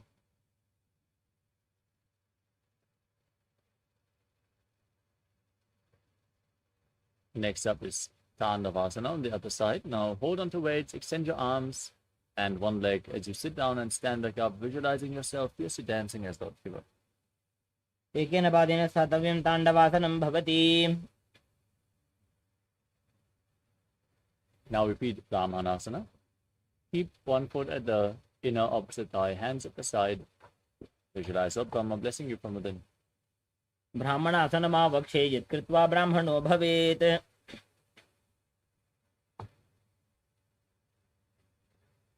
Now bring the raised knee over top of the opposite thigh, toes tucked behind. Bring the right arm below the left as you join your hands in Namaskara Mudra, visualizing yourself as Lord Garuda. उत्तानकूर्मपीठं च सिंहस्गारुडमेव च वातायनं गोमुखं च भारद्वाजं त्रिविक्रमम्. Now raise the right foot onto the left thigh. Keep your hands at the side and visualize Swamiji in Ekapadasana. दक्षाङ्घ्रिं वामपादस्य जङ्घोपरि निधाय च. Hold onto the right big toe. Extend it out to the side as you rotate quickly on the standing leg, visualizing yourself as the north poster in Dhruvasana on the other side. एकेन हस्तेन दण्डरूपस्य एकस्य पादस्याग्रं धृत्वा. Now lift the other leg behind your neck and stand tall. Sit down. Stand back up.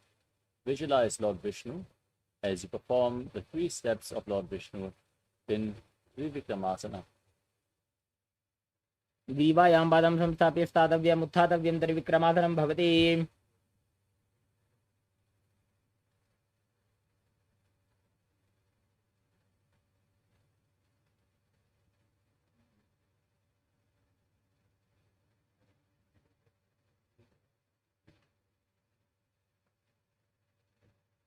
Next up is Samanakakarana.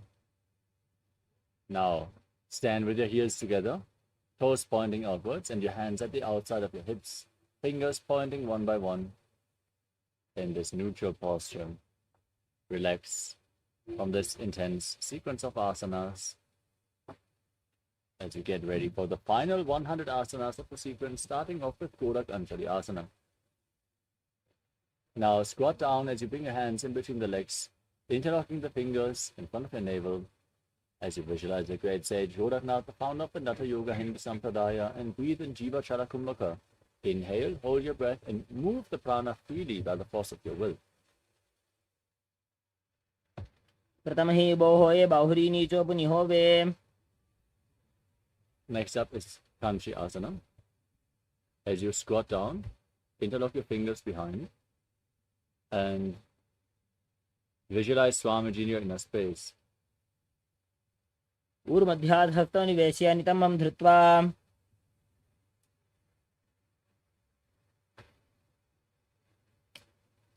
Next up is Pyro Asana. Now, squat down with your heels against the perineum. Interlock your fingers behind the lower back as you gaze to your nose and visualize Bhagavan Kala Bhairava, the Lord of Time.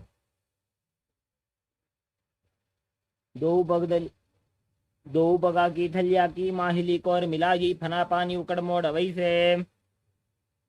Next up is Varahasana. Now,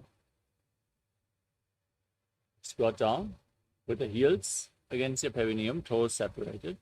As you join your hands in Anjali Mudra, bringing them behind your head, fingers pointing downwards as you gaze to your nose and visualize yourself as Varaha, the boar avatar of Lord Krishna. पागदली की माहिली core मिलाई फना पानी उकड़ मोड़ वैसे. Next up is Vipitasana. Now, hold onto the big toes in Prana Mudra and raise your hips up to the same level as your knees. Visualize Swamiji in your inner space and perform the Mula Bandha. पार्श्वद्वय सम्मील्य स्थित्वा नितम्बं जानु प्रदेश आनीय. Next up is Pakasana. Now, place your hands flat on the ground, shoulder width apart. Bring your knees onto your arms towards your armpits. Lean forward, lift your feet off the ground, and balance as in Kanipavasana as you visualize yourself as a crow. ताभ्याम मौनिमवष्टभ्याम. Next up is Sushtanga Kapali Asana. With your hands flat on the ground, place your head on the mat as well, forming a triangle. As you keep your knees on your arms, lift your feet off the mat and then extend them up as you cross them into Padmasana. Gaze to your nose and visualize Swamiji in your inner space. आसन गोगुण कपाल आछो होई.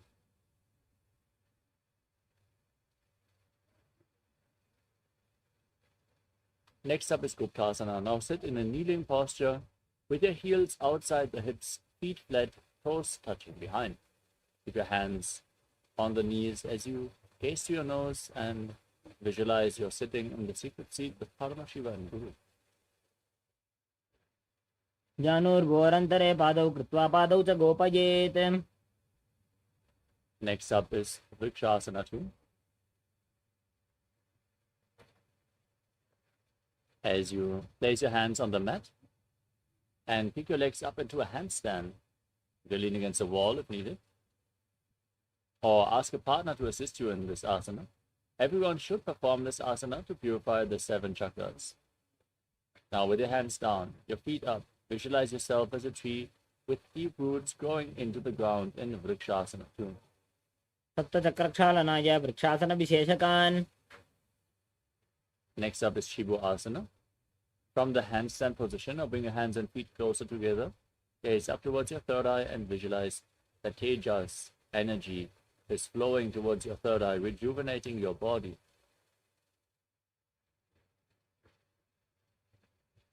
दो पग जोड़ी माही Gulf मिलाए.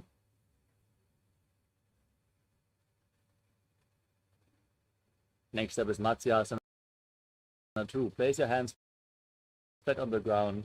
Step your feet back into the plank position. Lower your body down and push it back up again and again as you visualize yourself as a fish. निब्जं शयनं कुरु पर्वपार्श्वभागाय मूर्धकृत्य. As you lay on your back, keep your hands on the hips and raise your head and chest up from left to right. as you visualize and move your body like a snake in Sadapasana too. निर्जं शयनं कृत्वा हस्तौ नितम्बं संस्थाप्य Next up is Niralambanasana. Place your elbows on the mat in front of you and rest your chin on your hands with your hands in Padma Mudra, the Lotus Mudra. Now point your toes back and feel self-supported and completely independent. कराभ्यां पङ्कजं कृत्वा तिष्ठेत् कूर्परया सुधीः मुखमुन्नमनुच्चायि निरालम्बनमासनम्. Next up is Chakrasana. Now bend your knees, lift your feet towards your upper back as you place your hands flat on the ground. Raise your upper back towards your feet, tilt your head back, and visualize yourself as an umbrella protecting your guru from the sun rays.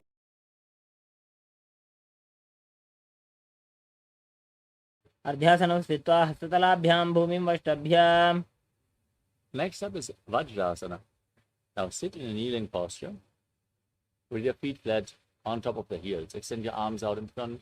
Place your palms on the ground and your forehead as well as you gaze through your nose and visualize yourself as Vajra, the weapon of Indra, symbolizing indestructibility. इदानीं गर्भिणीनां योगाभ्यासो यथा लघु सुखप्रसवलाभाय प्रोच्यते प्राक्तने पथि. Next up is Meshasana. As you place your hands flat on the ground, raise your hips up high into Gajasana and then alternate striking the ground with your hand. Visualizing yourself as powerful as a ram. गजासनसंस्थितो एकैकं बाहुं भूमौ ताडयेत्.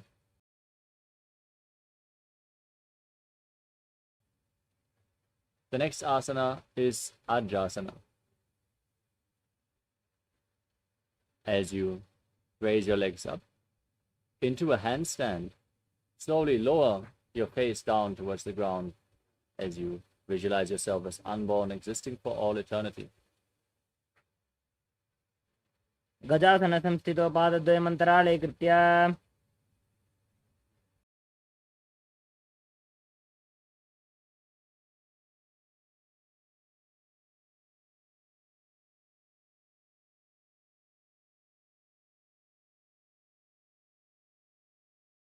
The next asana is Dhanantarasana. As you sit in a kneeling posture, hold on to the big toes and pull them towards your perineum. Then place your hands on top of the knees, gaze to your nose, and visualize Swamiji, the Supreme Pontiff of Hinduism, in your inner space. पूरवविधिपरिहाताके काकसीस्यौ फणाशरामोडी.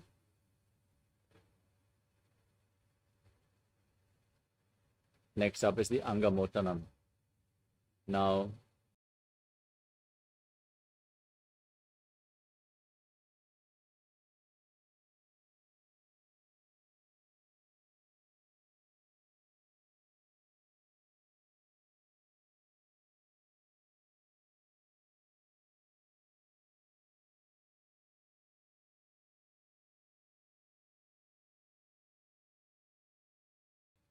Now, from the kneeling position, interlock your fingers in front and extend your arms out, move them up, down, left, right, in all directions. Give massage to various different joints and muscles of your body.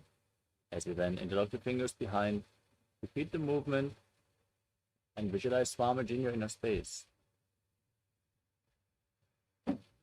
हस्तयोः अङ्गुलीर्भद्वा हस्तयोर्मध्यात् सर्वमङ्गं निष्कासयित्वा.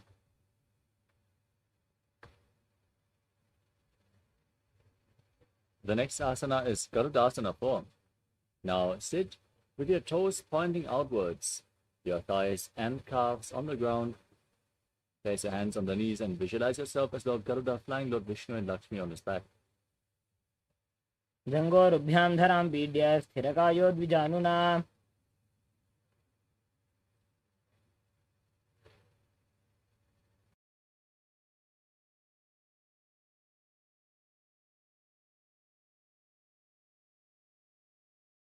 The next asana is Ananda Mandirasana. Now, bring the soles of the feet together, toes pointing back, and sit on your heels. As you separate your knees, hold on to your ankles and place the front of the buttocks on the ground if you can. Gaze up towards your third eye as you visualize yourself residing in the blissful space of a temple.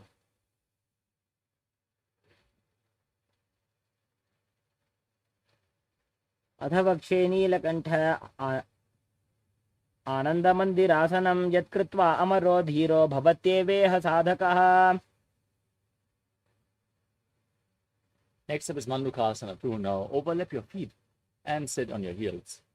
As you keep your hands underneath your knees, engage Uddiyana Bandhan, Mula Bandhan, visualize yourself as a frog as you press your tongue up flat against the palate of your mouth and Manduki Mudra.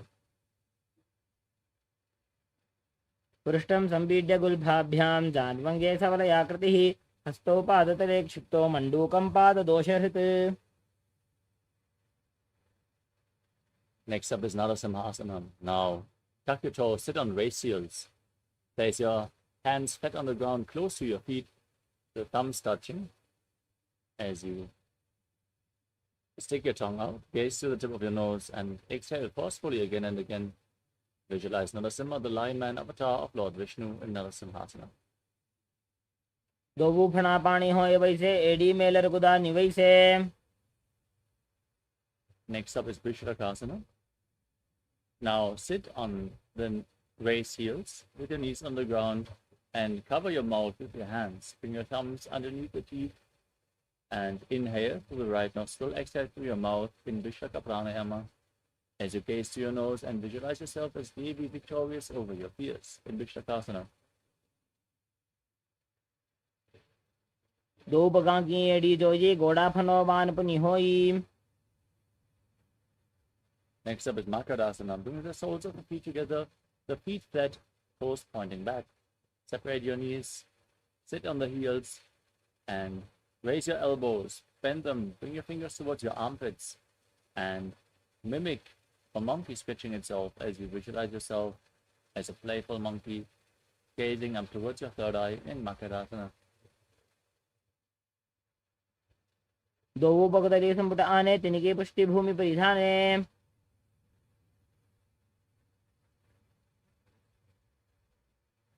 Next up is Vajrasankarasana.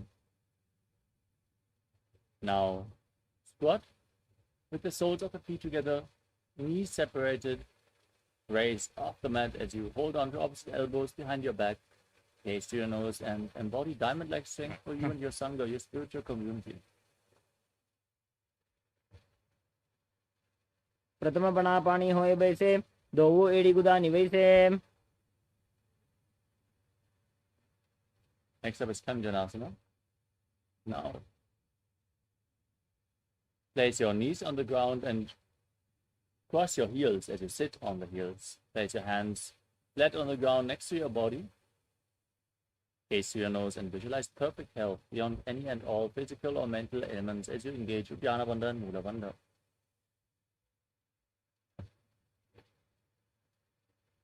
खञ्जनासनमा वक्षे यत्कृत्वा सुस्थिरो भवेत्. From the same posture, place your hands on the knees and make your upper body and neck stiff like the shell of a turtle as you embody a turtle living for centuries, gazing to the tip of your nose in Purnasana. गुल्भौ च वृषणस्याधो व्युत्क्रमेण समाहितौ ऋजुकाय शिरो ग्रीवं कूर्मासनमितीरितम्. Maintain the same posture, relax your upper back and neck and visualize Swamiji as you gaze to your nose in Yogasana. गुदं नियम्य गुल्भाभ्यां व्युत्क्रमेण समाहितः योगासनं भवेदेतदिति योगविदो विदुः. Next up is Vidyogasana.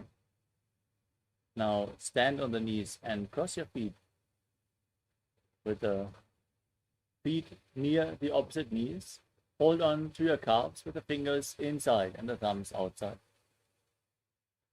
As you gaze up towards your third eye, visualize a space of eternal oneness, Advaita, with your Guru in Vidyogasana.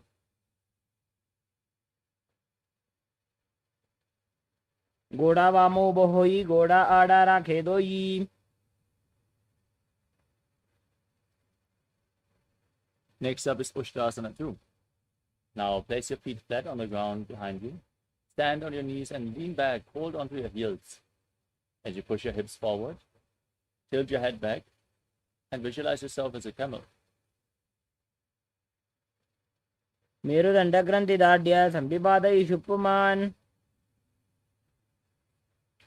Next up is Jatyasana 2. Now, lean back. Place your elbows on the mat. As you hold onto the soles of the feet with your hands, place the back of your head on the ground as well. Gaze to your nose and visualize yourself as a lotus blooming. दो एड़ी संपुट करे सोले मूल द्वारी तरी धरे. Next up is Viratasana. As you hold onto your feet, lay back, place your back on the ground and rise back up again and again. You can use the support of your hands if needed. As you gaze to the tip of your nose and visualize the healing and liberation of all causal, subtle forms of your body. दो एड़ी संपुट करे सोले मूल द्वारी तरी धरे. The next asana is Kapotasana. From the same position, now lean back, hold onto your feet as you bring your arms over your shoulders and bring your head in between the feet. You can, as you visualize yourself as a beautiful dove. दो एड़ी संपुट करे सोले मूल द्वारी तरी धरे.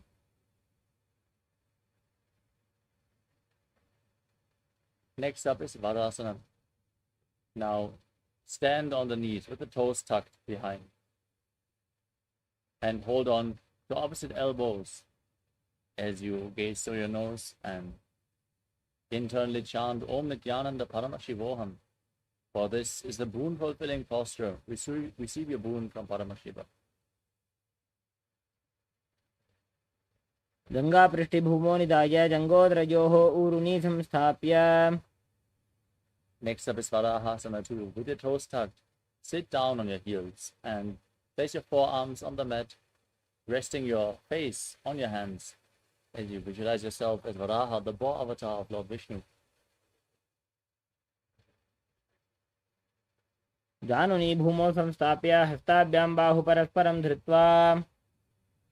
Now keep your forearms on the ground, interlock your fingers, place your head on the ground supported with your hands and lift your legs up into Mundasana, another inverted posture. Gaze to your nose and visualize yourself as a lopped tree. अधो मुंडासनं वक्षे सर्वेषां प्राणिनां सुखम्. Gently lower your legs and come to a kneeling position. Keep your feet flat, sit on the heels. As you lean forward and down and place your head in between the knees, hold onto your head with your hands, elbows outside the knees as you gaze to your nose and visualize Swamiji. Inhale through the nose and exhale through your mouth in Andhasana. प्रथम भगदली समटारावे कोरमाहिली उभे मिलावे. We move on to Viparita Shalabhasana. Lay down on your stomach. Extend your arms up above your head. Hold on to weights if you want to intensify this asana. As you lift your arms, your chest and your legs off the mat, visualizing yourself as a locust. शलभासन भेदाश्च नटभेरुण्ड नामके गण्डभेरुण्ड सहिते शीर्षदण्डासनं तथा. Next up is Kapalasana. Now place your forehead on the ground as you keep your hands by the side of your hips. Lift your legs off the mat as you visualize a skull representing the mind with purified thoughts and the strong will to attain enlightenment. In Kapalasana, the skull posture. कपालं भूमौ निधाय ऊर्ध्वं पादौ नजेत्. Next up is Akasha Kapotasana. With your hands flat on the mat, bend your knees and push your hips up above your body. As you place the feet on the ground in front of your face, if you can, visualize yourself as a free and open dove.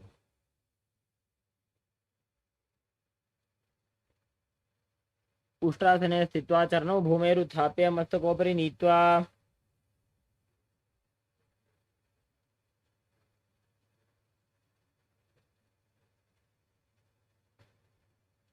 The next asana is Charakasana. From a kneeling position, now place your forearms on the ground. Be sturdy and visualize yourself as a sparrow.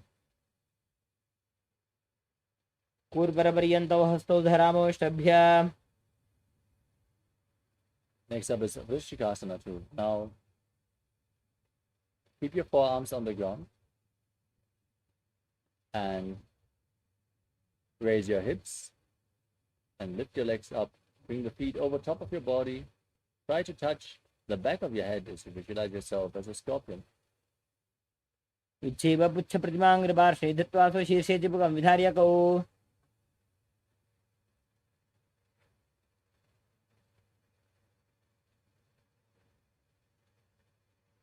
Now sit in a kneeling posture. Place your perineum onto the right heel as you point the left toes out to the side, outside the hip. Keep your hands in front of the knees on the ground as you visualize yourself as a bull, forcefully inhaling through your nose, holding the breath for a short while, and then slowly exhaling again through the nose in Panchadanga Kumbhaka, in Vrishasana, the bull posture.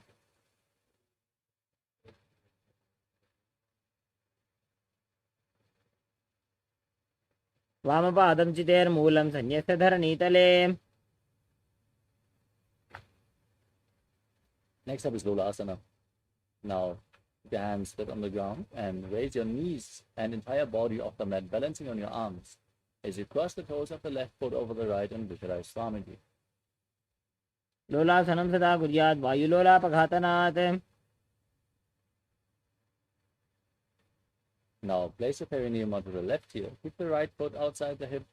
Place your hands in front as you repeat Vrishasana, the bull posture on the other side. Yame गुल्फे पादमूले वामभागे पदेतरम् Next up is Bala Gunasana. Now, place the toes of the left foot on the ground and sit on the left heel. As you keep the right foot flat, knee raised against your chest. Keep your hands on the respective knees as you visualize Balaguna High, one of the 84 siddhas in your inner space. आसन को गुण झोलो जाये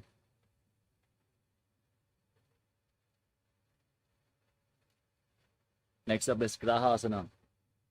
Now stand up and squat down. Bring your arms in and around the knees as you hold on to the respective anchors with your hands, visualizing yourself as the entire planet.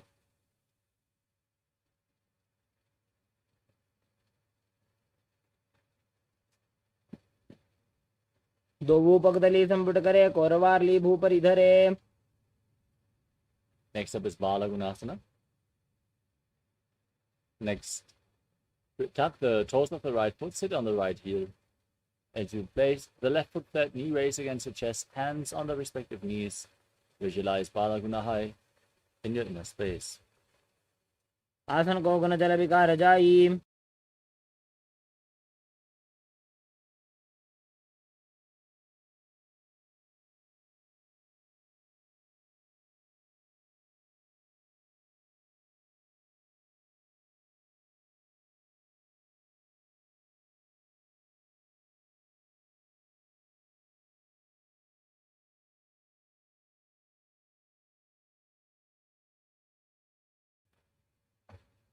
Next up is Utkatasana. Now step both feet in, keep the knees together, and place your hands on top of the knees, holding onto weights if you want to intensify this asana. Visualize Swamiji in your inner space. पिजोस् पिजोस् दीयत ऊर्वजानु यत्रासने पादतलद्वयोपरि Next up is Vajrasangarasana too. Now, sit on the raised heels with the soles of the feet together, knees separated, and hold on to opposite elbows behind your back. Visualize Swamiji in your inner space as you breathe in Antalanka Kumbhaka. प्रथम बना पानी होए जैसे दो एड़ी गुदा निवेशे Next up is Anilasana. Place your hands flat on the mat and step your heels onto the back of your hands. Squat down as low as you can and keep your arms straight as you gaze to your nose and visualize you are able to live off of air alone.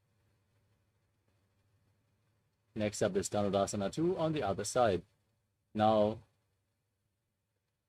hold on to the big toes and pull the other foot towards your ear, visualizing yourself as a bone. पादाङ्गुष्ठौ तु पाणिभ्यां गृहीत्वा श्रवणावधि. Now repeat Ashtavakra. Bring the other leg over top of the shoulder and hook the opposite foot over top, extending the legs out to the side, leaning forward and visualizing yourself as a flying crane. वासिष्ठमथ कौण्डिन्यमूर्धकुक्कुटमेव च. Now repeat Pranasana. Keep one foot on the opposite thigh. Bring the shoulder beneath the raised knee and gaze up, visualizing yourself being immortal, able to exist solely on prana. एतत् प्रभेदं वक्ष्यामि करोति यत् स चामरः. Now repeat Parshvamatsindasana on the other side. Bring the right foot to the left hip, step the left foot over top, and twist the right elbow outside the raised knee. Bring the right arm below, and interlock the fingers behind your back as you gaze up and visualize Sajmasindana. पार्श्वाभ्यां धृतते यास्तु पार्श्वमत्सेन्द्रमुत्तमम्. Next up is Ardha Paschimottanasana. As you keep the heel against the perineum, extend one leg forward and lean forward and down, holding onto the front foot with both hands, visualizing Swamiji in your inner space as you perform the Mula Bandha and breathe in Jiva Chala Kumbhaka.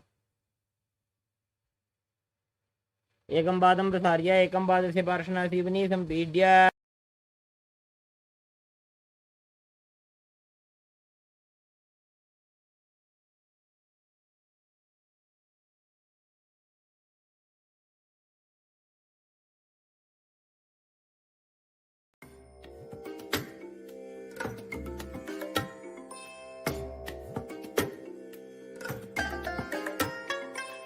I bless you all. Let you all open all your three eyes and manifest the powers of Mahasadashiva. Om Nithyananda Paramashivoham. Om Nithyananda Paramashivoham. Om Nithyananda Paramashivoham. Om Nithyananda Paramashivoham. Om Nithyananda Paramashivoham. Om Nithyananda Paramashivoham. Yes. Nithyanandam, we are back. Let us now continue with the next asana of the sequence, Crown Shasana.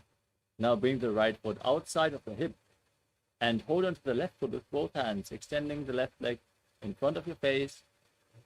Visualize yourself as a crane in Crown Shasana. वासिष्ठमथ कौण्डिन्यमूर्धकुक्कुटमेव च. अष्टावक्रमथोत्थानं मयूरं सेतुबन्धनम्.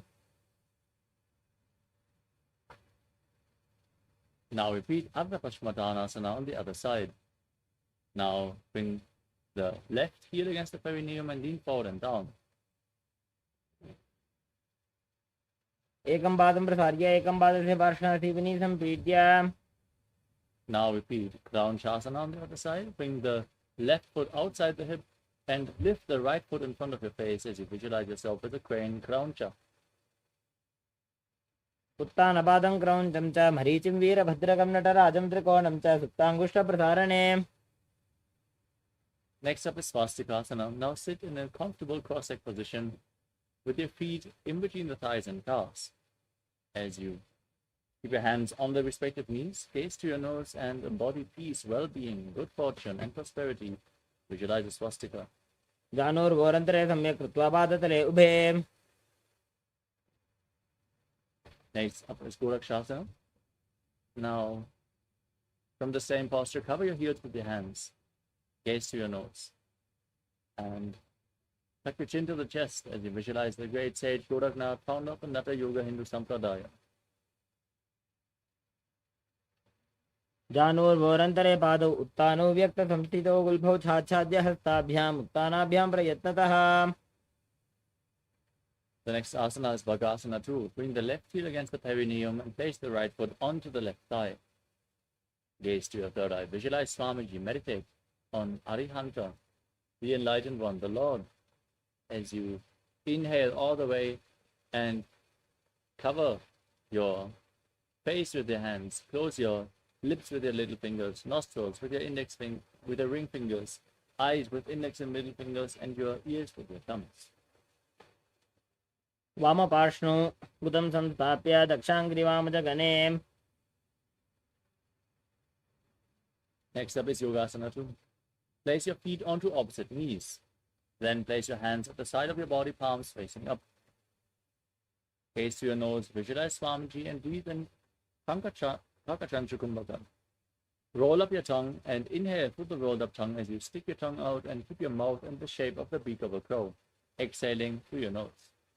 उत्तानौ चरणौ कृत्वा संस्थाप्योपरि जानुनोः. From Yogasana 2, let's move on to Urdhva Kukutasana. Keep your legs in Padmasana and place your hands flat on the ground next to your body as you lift your entire body off the mat and visualize yourself as a rooster. उत्तानौ चरणौ कृत्वा संस्थाप्योपरि जानुनोः. Next up is Siddha Haratali Asana.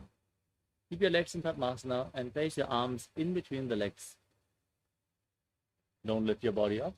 Stay seated on the ground as you gaze to your nose and visualize Swamiji in your inner space. प्रथम पद्मासन को करें, हस्तु दो वो घोड़ासन धरे. Next up is Hamsasana. Now push your body up off the mat. Balance on your arms as you gaze to your nose and visualize yourself as an elegant swan. Hamsa. Kukkutasana स्थित्वा स्कन्धपर्यन्तं मूरूनि नीत्वा. Next up is Karmukasana. Now rise onto your knees in Padmasana. Push your arms in between the legs and interlock your fingers behind your back in Parasha Mudra as you keep your fingers interlocked. Place your forehead on the mat in front of you and visualize yourself as Pinaka, Lord Shiva's bow in Karmukasana. प्रथम पद्मासन को करें, घोड़ासन दिमाही कर इधरे.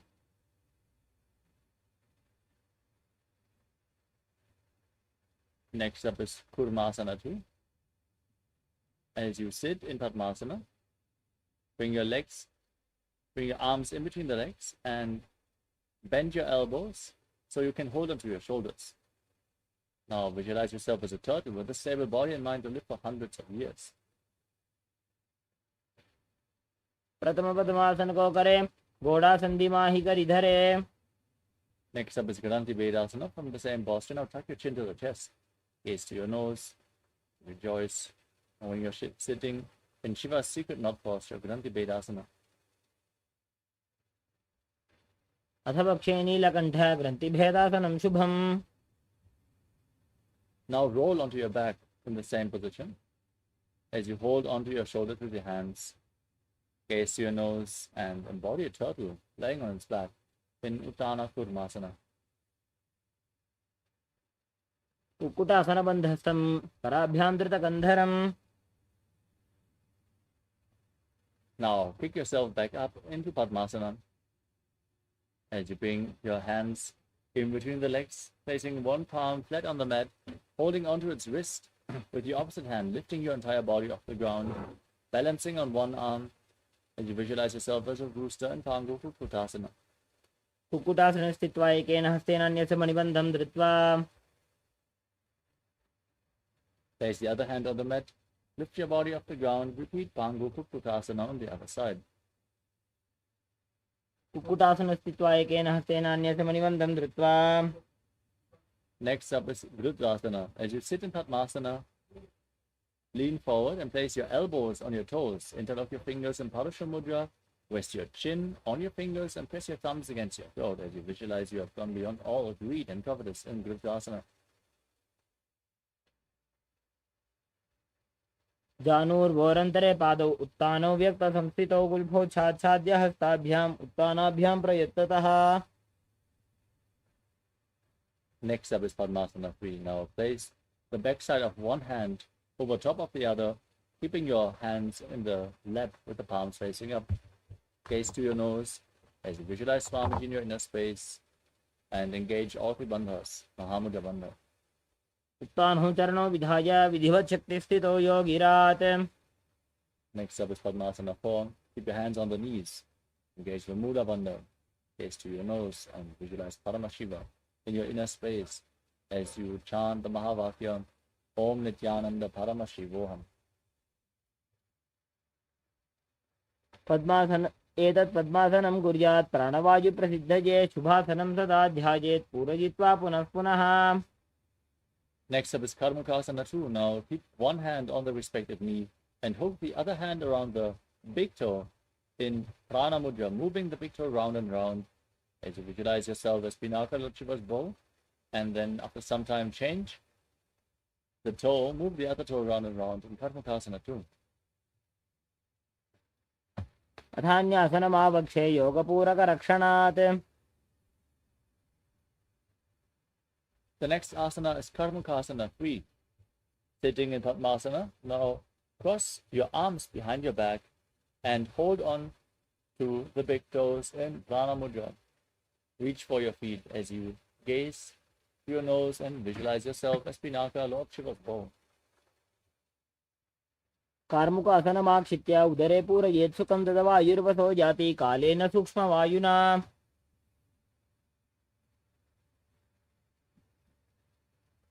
Next up is Lilithasana. Now raise your chest. From the same posture, keep holding onto the toes. Gaze to your third eye and visualize yourself as the action of Paramashiva's third eye, destroying anything you come across. पूर्वभ्यामुपरि स्थाप्य पादयुग्मं प्रयत्नतः. Now lay down on your back, roll backwards as you keep your arms crossed behind. Keep holding onto the big toes if you can. Gaze to your nose and visualize yourself as a snake as you breathe calmly through your nose in Sahajra Kumbhaka in Nagrasana. प्रथम पद्मासन कोठाने दो हाथ पाछाने आने. Next up is Kandukasana. Free your arms and legs. Hold your knees up against your chest. Interlock your fingers and encircle your legs as you bring your knee to the chest, your chin to the knees as you squeeze your body into a ball. वेत्रासने स्थित्वा हस्तपादान् निष्कृष्य ऊर्ध्वं नजेत्. Now place your feet on the mat and interlock your fingers behind your neck. As you gaze to your nose, visualize Swamiji and breathe calmly through your nose in Urdhva Vavanasana. प्रथमे सूधो संयम करावे घोड़ा उभा राशि मिलावे. Now place your hands underneath your heels with the palms facing up. Step your heels on your fingers. As you push your hips up high, engage Jalandhara Bandha and Mula Bandha, the throat and the root lock. Tuck your chin to the chest and breathe in Murcha Kumbhaka as you visualize yourself as a powerful alpha ape in Markata Pitasana.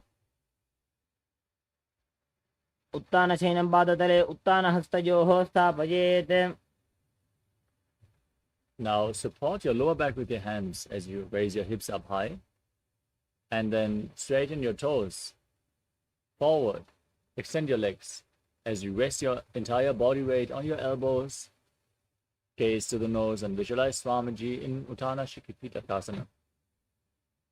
जङ्घोरुबलहीनश्चेत् उत्तानशिखिपीठकम् अप्रमत्तः प्रकुर्वीत भुक्तेः प्राग्विजितेन्द्रियः. Next up is Narakasana. Now raise your legs up, point the toes upwards towards the sky. As you place your hands on the mat for support, visualize yourself as blissfully traversing through Naraka Loka unscathed in Narakasana. ग्रीवाकण्ठेन भूमिं विष्टम्भ पादाग्रद्वयमूर्धमुत्रयेत्. Now bring your hands to the lower back, straighten your body, and lower your legs down as you keep your core engaged intensely. Visualize yourself as a boat crossing the ocean of samsara in Tiryanokasana. नौकावत् स्थित्वात् ऊर्ध्वं पादाग्रद्वयं नयेत्. Now Raise your feet back up, place your hands flat, be stable, sturdy, like a flagpole as you visualize yourself as the KAILASA flag, respected across all nations in Dvajasana. तिर्यन्नौकापते ग्रीवापृष्ठकोर्परैः भूमिं वष्टभ्य मस्तकालाक्षेन पादाग्रद्वयमूर्धमुन्नयेत्. Now lower your body down flat onto your back. Keep the hands at the side of your hips, palms facing up. In the final asana of the sequence, Mritasana, completely uncludge from all your body movements internally and externally. But pull the Kundalini Shakti up along your spine forcefully in Shakti Chalan Mudra. Pull it up from Muladhara to Sahasrara Chakra as you visualize that your body is dead and Swamiji is liberating you internally. Chant the Mahavakya, Om Nithyananda Paramashivoham. उत्तानं शववद्भूमौ शयनं तु शवासनं शवासनं श्रमहरं चित्तविश्रान्तिकारणम्.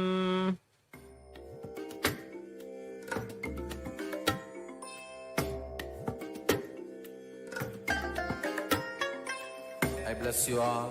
Let you all open all your three eyes and manifest the powers of Mahasudashiva. Om Nithyananda Paramashivoham. Om Nithyananda Paramashivoham. Om Nithyananda Paramashivoham. Nithyananda Paramashivoham. Om Nithyananda Paramashivoham. Om Nithyananda Paramashivoham. Om Nithyananda Paramashivoham. Om Nithyananda Paramashivoham. Om Nithyananda Paramashivoham. Om Nithyananda Paramashivoham. Om Nithyananda Paramashivoham. Om Nithyananda Paramashivoham. Om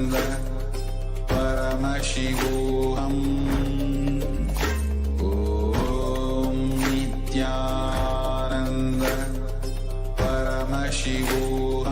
Paramashivoham.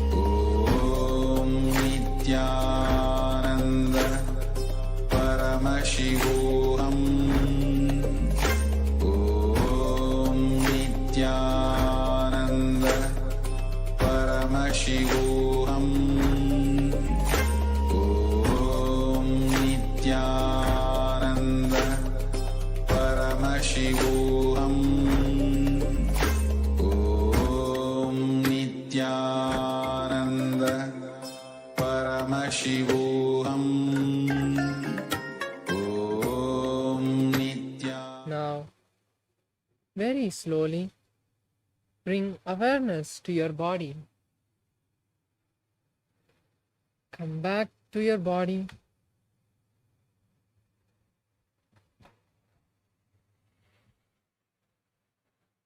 And now, bend your knees and bring them to your chest as you wrap your legs and rock from side to side, back and forth, relaxing all the muscles of the back,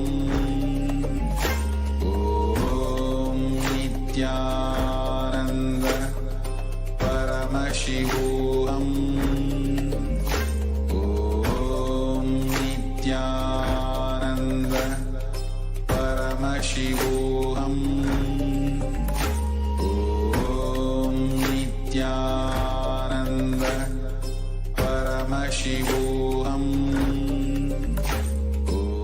नित्यानन्दं परमसुखदं केवलं ज्ञानमूर्तिं द्वन्द्वातीतं गगनसदृशं तत्त्वमस्यादिलक्ष्यम् एकं नित्यं सर्वदी साक्षिभूतं भावातीतं त्रिगुणरहितं सद्गुरुं तं Namami. Nithyanandam, I welcome all the participants to this beautiful session of power manifestation. We'll be manifesting the power of third eye reading. Now, I request all the participants to get prepared for this beautiful round of third eye reading that we'll be doing right after the yoga, which is the best time to manifest powers. Now, bring your eye bands, your alchemy products like your Atmalinga or your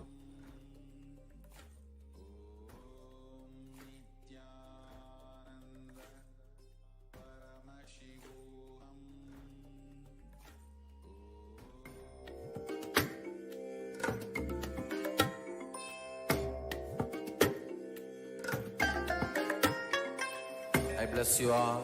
Let you all open all your three eyes and manifest the powers of Mahasadashiva. Om Nithyananda Paramashivoham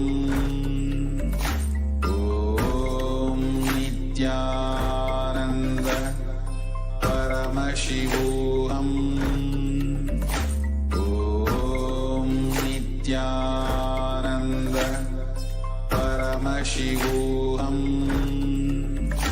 Om Nithyananda Paramashivoham Om Nithyananda Paramashivoham Om Nithyananda.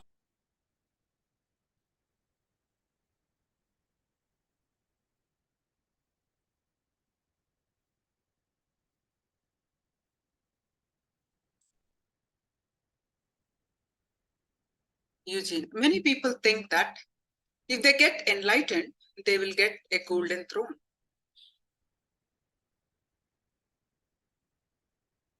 And the mind has a clear identity with pain and never with joy. That's why recalling even joyful moments become painful. Shamla Pillai, and for Living Enlightened book, soft copy, I'm posting here. You can save this copy.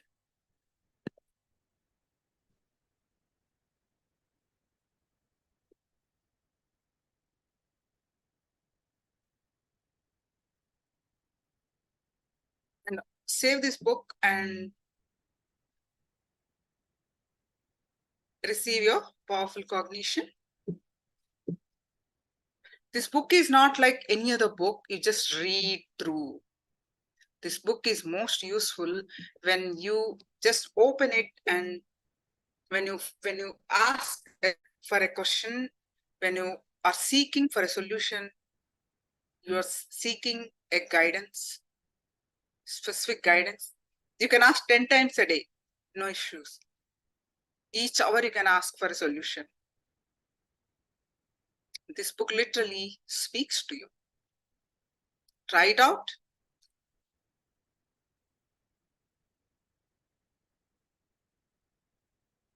Wonderful.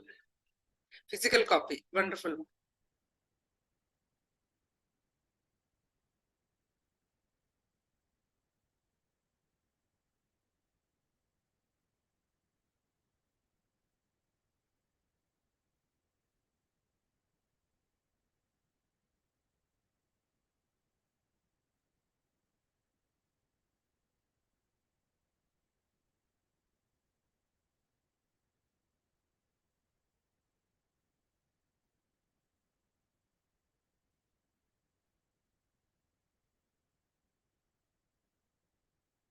Yes. Now let's start. Manifesting the power of third eye. Please sit straight. Close your eyes. Sit straight with your head, neck, back straight line.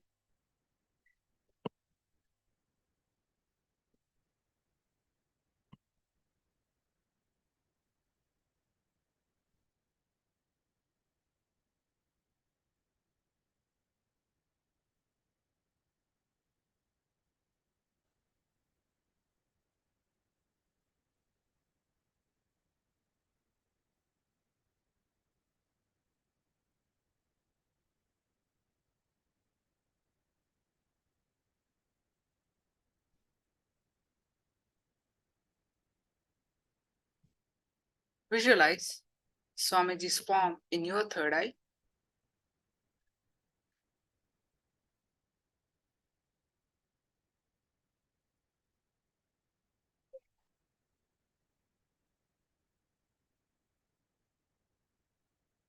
And start chanting the Mahavakya. Om Nithyananda Paramashivoham. Start chanting the Mahavakya and experience the space of oneness. With that space of oneness, manifest the power of third eye. So I'm going to project the picture. Chant the Mahavakya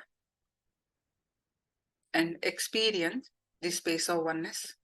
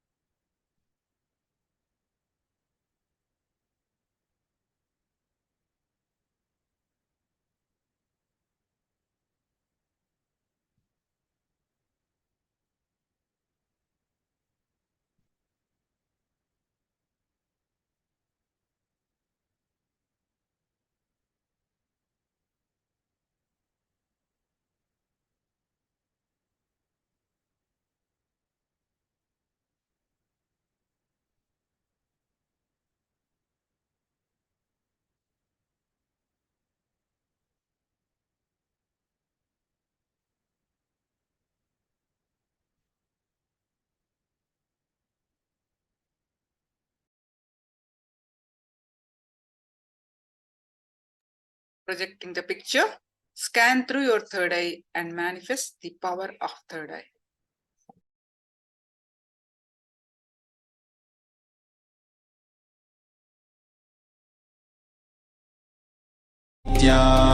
Nithyananda Paramashivoham. Om Nithyananda Paramashivoham. Om Nithyananda Paramashivoham. Om Nithyananda Paramashivoham. Om Nithyananda Paramashivoham. Om Nithyananda Paramashivoham. Om Nithyananda Paramashivoham.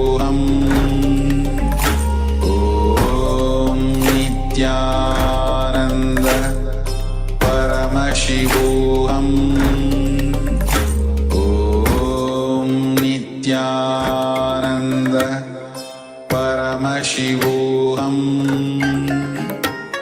Om Nithyananda